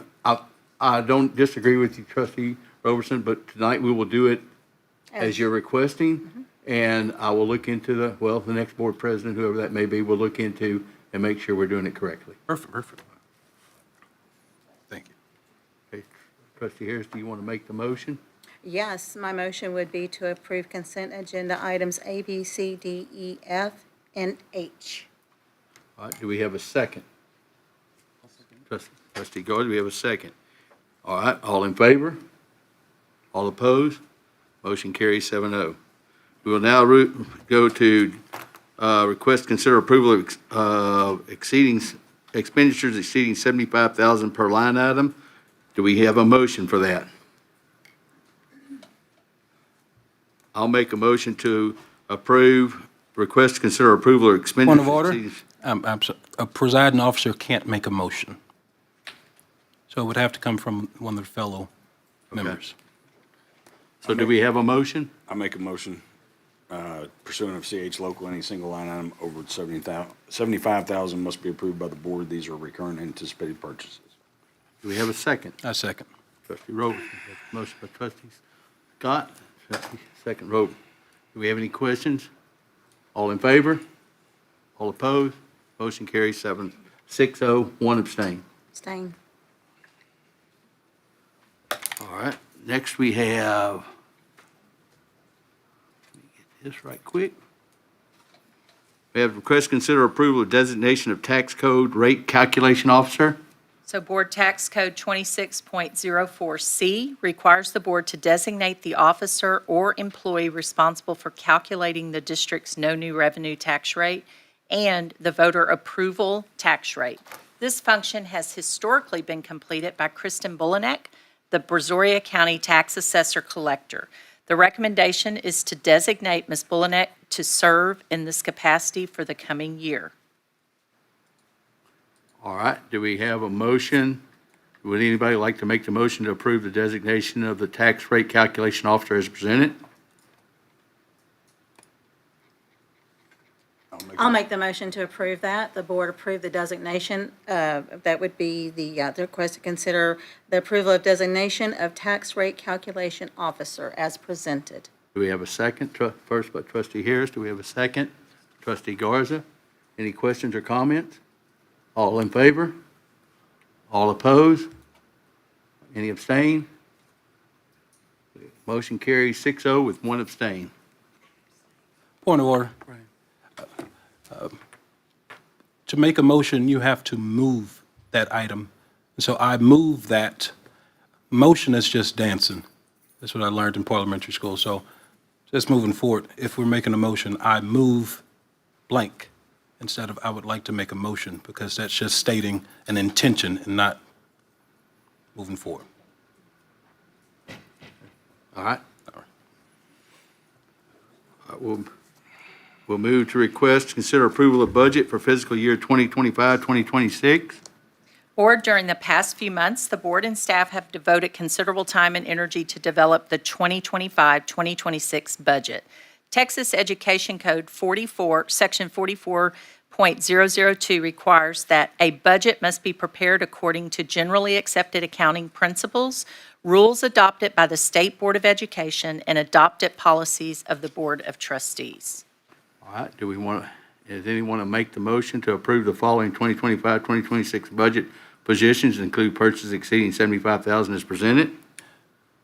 I move to approve the budget for the fiscal year 2025, 2026 with the additional documents. All right, we have a motion by trustee Roberson. Do we have a second? Trustee Scott, any questions or comments? Just real quick comment. I know we have a follow-up meeting, so that'll just be any adjustments with the most recent House bill? No, so it's the final budget amendment for this past fiscal year. So it'll be to close out the 24-25 fiscal year. Got it. Thank you. Also have a question, but this question would be for someone from the financial office for Well, clarification. You address it to the superintendent, and then I would be the one to say if I can't, or I want Dr. Combs or someone from the business office to So in the respond. presentation that we had earlier, it stated that we will have a cost of living adjustment for year 1 and year 2 teachers.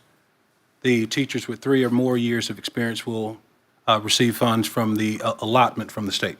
Correct. Correct. The retention allotment. And with the year 1 and 2 cost of living adjustment, is that new funding, or is that funding from if we receive nothing additional from the state? So it would be from our current funding if we don't receive, but I believe in one of the bills, there's a $45 increase to help offset a raise for the additional employees. So we would use some of those funds and then some of our current funds within the budget year. Correct, Dr. Combs? Okay. If we're not receiving any, or if teachers are not receiving any cost of living adjustment from the district for years 3 and more, where is that money going or being reallocated? So if the state had not given the teacher allotment. Correct. And we would have done a cost of living adjustment like we've done since '09. We possibly wouldn't have recommended a 3% for all. We may have recommended 2%, depending on what the budgeted dollars were and the cost. So it may have had to been reduced. But because the state did put in 3 to 4, the 2,500, and then 5 plus 5,000, that helped us to then recommend to the board for consideration 3% for the remainder of the employees. Understood. Thank you. Any other questions or comments? All in favor? All opposed? Motion carries 7-0. Next, we will go to request to consider approval of workers' compensation third-party administrative services. Okay, just a minute, board. I want to make sure I have the right fly sheet for that one. Okay, the Risk Management Office has received and completed their review of proposals for workman's comp TPA services and has recommended moving to Claims Administrative Services, Inc., is referred to as CAS. CAS submitted the most cost-effective and competitive bid, providing a 3-year agreement with the option to renew for 2 additional 1-year terms beginning July the 1st, 2025. Beyond the financial advantages, CAS brings significant value through their advanced reporting and communication portal, which will enhance our oversight and claims management capabilities. They currently serve over 100 school districts, Texas school districts, and bring deep expertise in Texas workers' compensation law and best practices. The recommendation for consideration to the board is to accept the Claims Administrative Services proposal as presented. All right, does anyone want to make the motion to approve workers' compensation third-party administrator as presented? I move to approve the workers' compensation third-party administrator as presented. Second. Trustee Johnson, any questions or comments? All in favor? All opposed? Motion carries 7-0. All right, next we have request to consider approval of property insurance. The board, the Risk Management Office went out for RFP for the district's property insurance. This coverage includes named windstorm coverage, all other perils coverage, equipment breakdown coverage, and active shooter coverage. The recommendation to the board is to accept Arthur J. Gallagher Risk Management Services proposal as presented. All right, do we have anyone who who wants to make the motion to approve the property insurance as presented? I move to consider the approval of, or move to approve the property insurance as presented. We have a second. Trustee Garza, any questions or comments? All in favor? All opposed? In favor. Okay. Motion carries 7-0. All right, next we have request to consider approval of optional flexible school day program, ADA funding for the options program.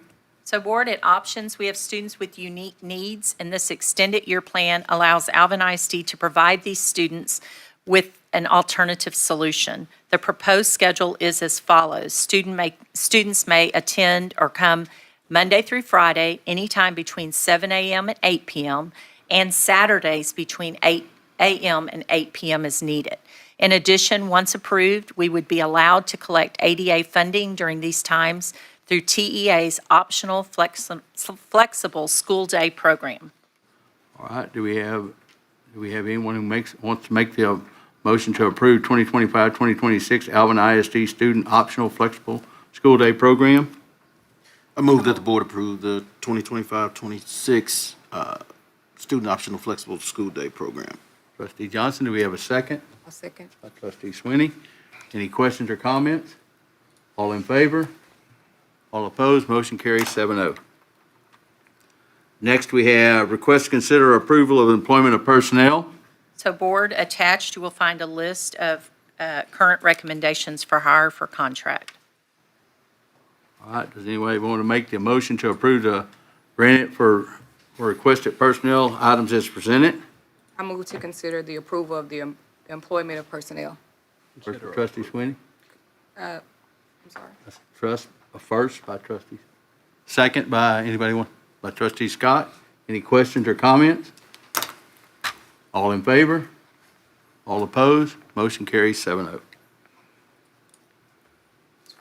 All right, at this time, we will go to the election of board officers and consider request for continued check writing authorizations.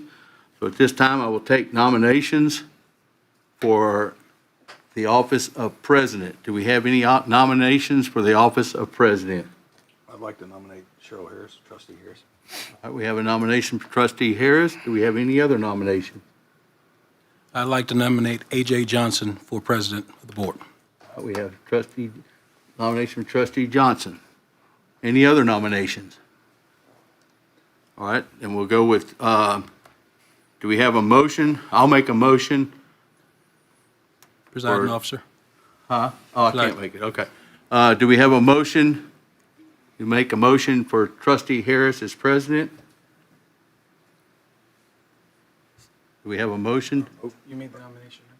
We have to have a motion first. I thought you vote. Yeah. Well, no, we got two nominations, so we have to do the first vote on the first Oh, okay, nomination, gotcha. and then if there's not a, Okay. okay, so do we have a motion for the first nomination, trustee Harris as president? I make a movement for a vote for the first nomination. Do we have a second? I'll second that. All right, all in favor of trustee Harris as president? All opposed? Motion carries 4-0. All right, I will turn this over to the new president at this time. Okay. The next position for consideration would be vice president, and so we would need nominations. Are there any nominations for vice president? Quick question. Yes, sir. Was there not any point of discussion for that last vote? There was none, and also it was improper because the motion was, I would like to make a motion. Once again, intentions and not an actual. He said, I move. I move. He said, I would like He to. said, I Okay. He said, I move. Okay, That's what I heard. okay. But the discussion? Okay, we can go back. Well, we have to redo. We can do it here. It's been formal, informal. This is my 4th year, and we've done this process differently each year. I think we Yes, can agree to that we as have. well, right? Well, this, Well, this is, No, no, last year was I'm the not finished. first I'm not- year of that. I'm not It was a little finished. bit of a change. I'm not finished.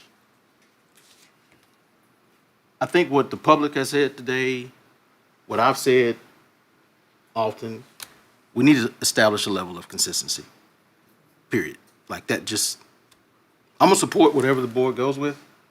It's not about the title to me. I think I made that clear over my time of service here. That's not about the title. But we need to establish a level of consistency in everything we do. In everything. Can I make a comment? And it's been different. I wasn't here last year. I was out of town on work, but I watched the video. It's been different every time I've been here. My first year, we discussed it in the back. Second year, we discussed it in the back. We came out, we tried to come to, you and I had a disagreement. We talked it out. That's all I'm asking, is just a level of consistency in everything we do. I will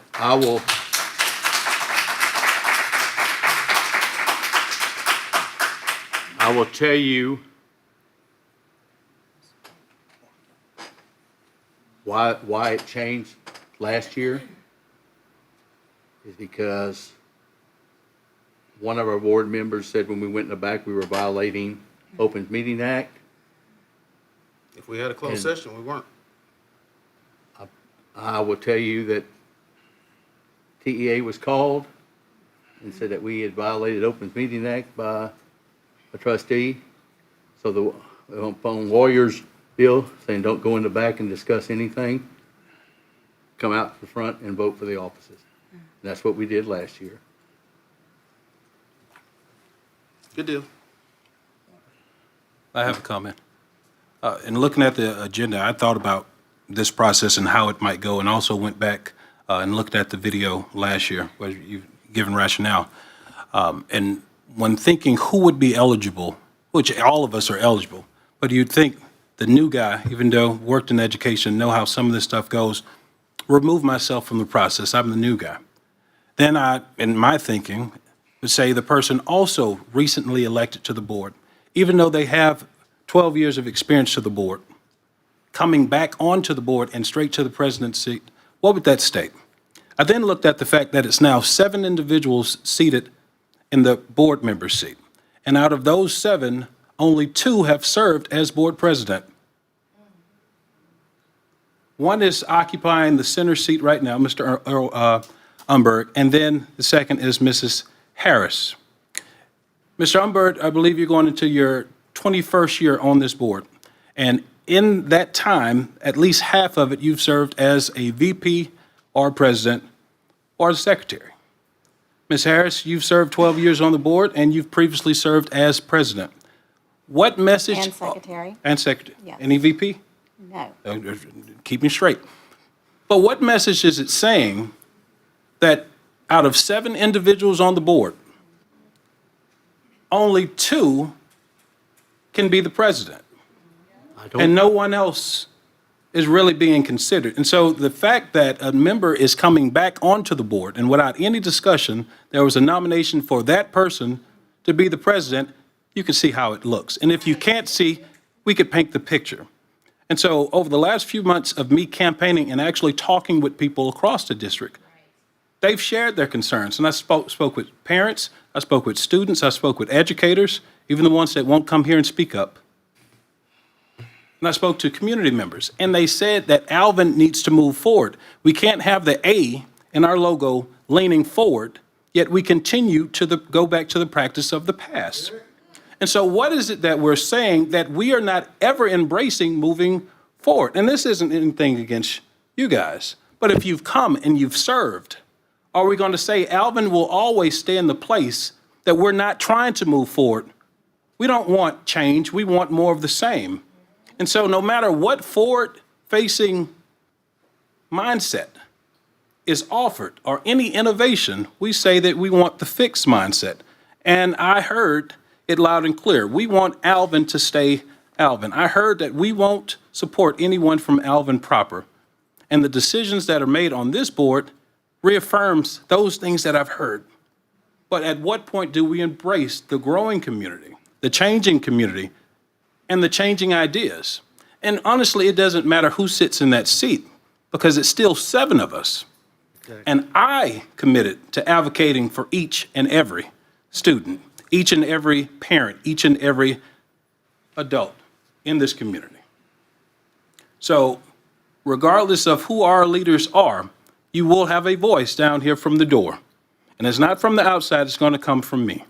Because the folks that are afraid and have stated about the fear of retribution, I have to be that voice for them. Because as we want to agree 7-0, they didn't vote for us on one slate.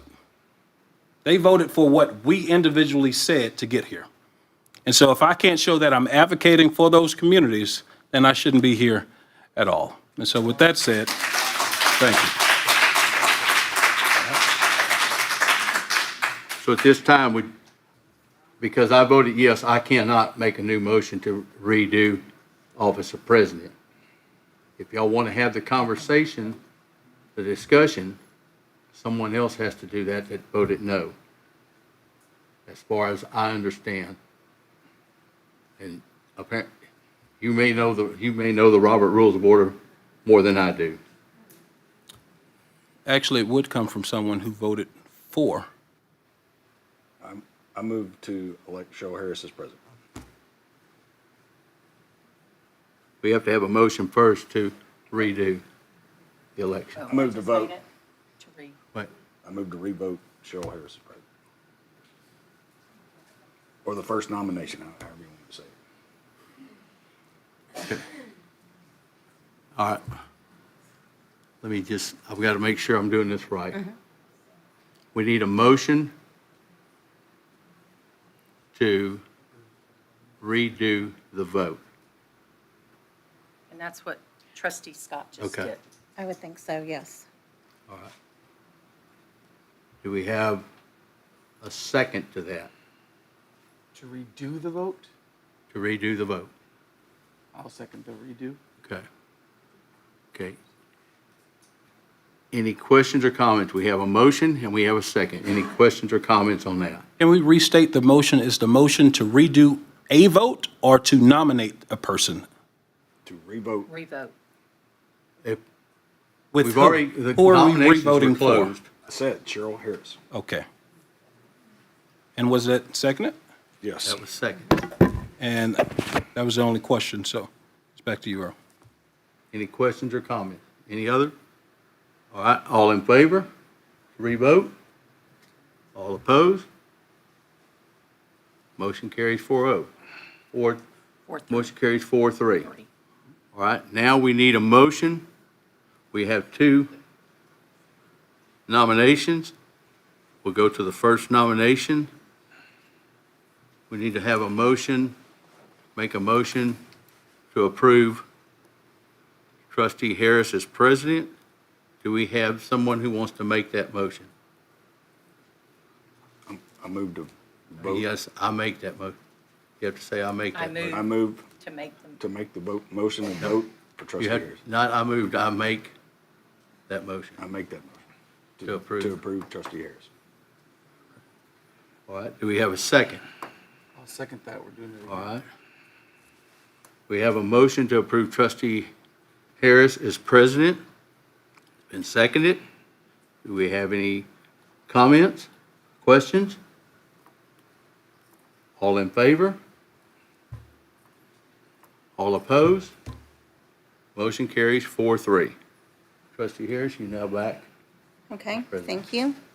So the next office that we need to take nominations for is vice president. Are there any nominations for someone who would like to serve as vice president? I nominate A.J. Johnson. AJ, okay. I nominate Brian Roberson. Okay, so we have 2 candidates. So AJ was nominated first, so we'll take, I'd remove myself from the nomination.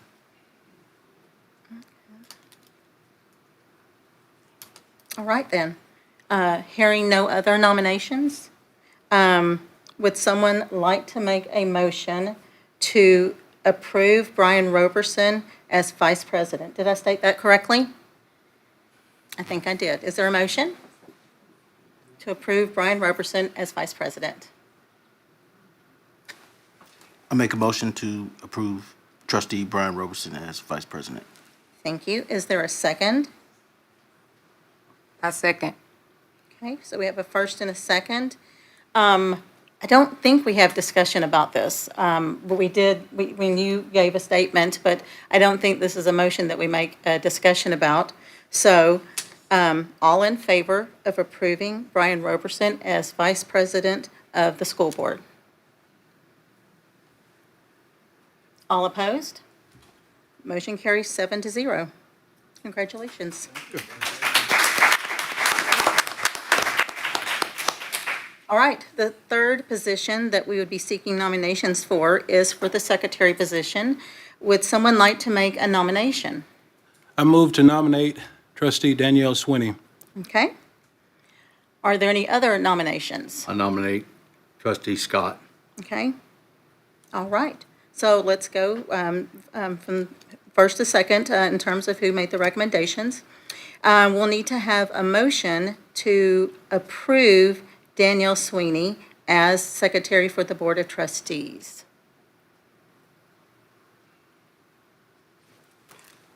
Is anybody going to make? I'll make a motion that we approve trustee Danielle Sweeney to secretary of the Board of Trustees. Thank you. Is there a second? I'll second that. Thank you, Gabe. All right. All in favor of approving Danielle Sweeney as secretary to the Board of Trustees? Okay. So we have 4, and then we have all against. Okay. Did we, I only saw 2 hands at the end. Did I miss one? I'm blocking.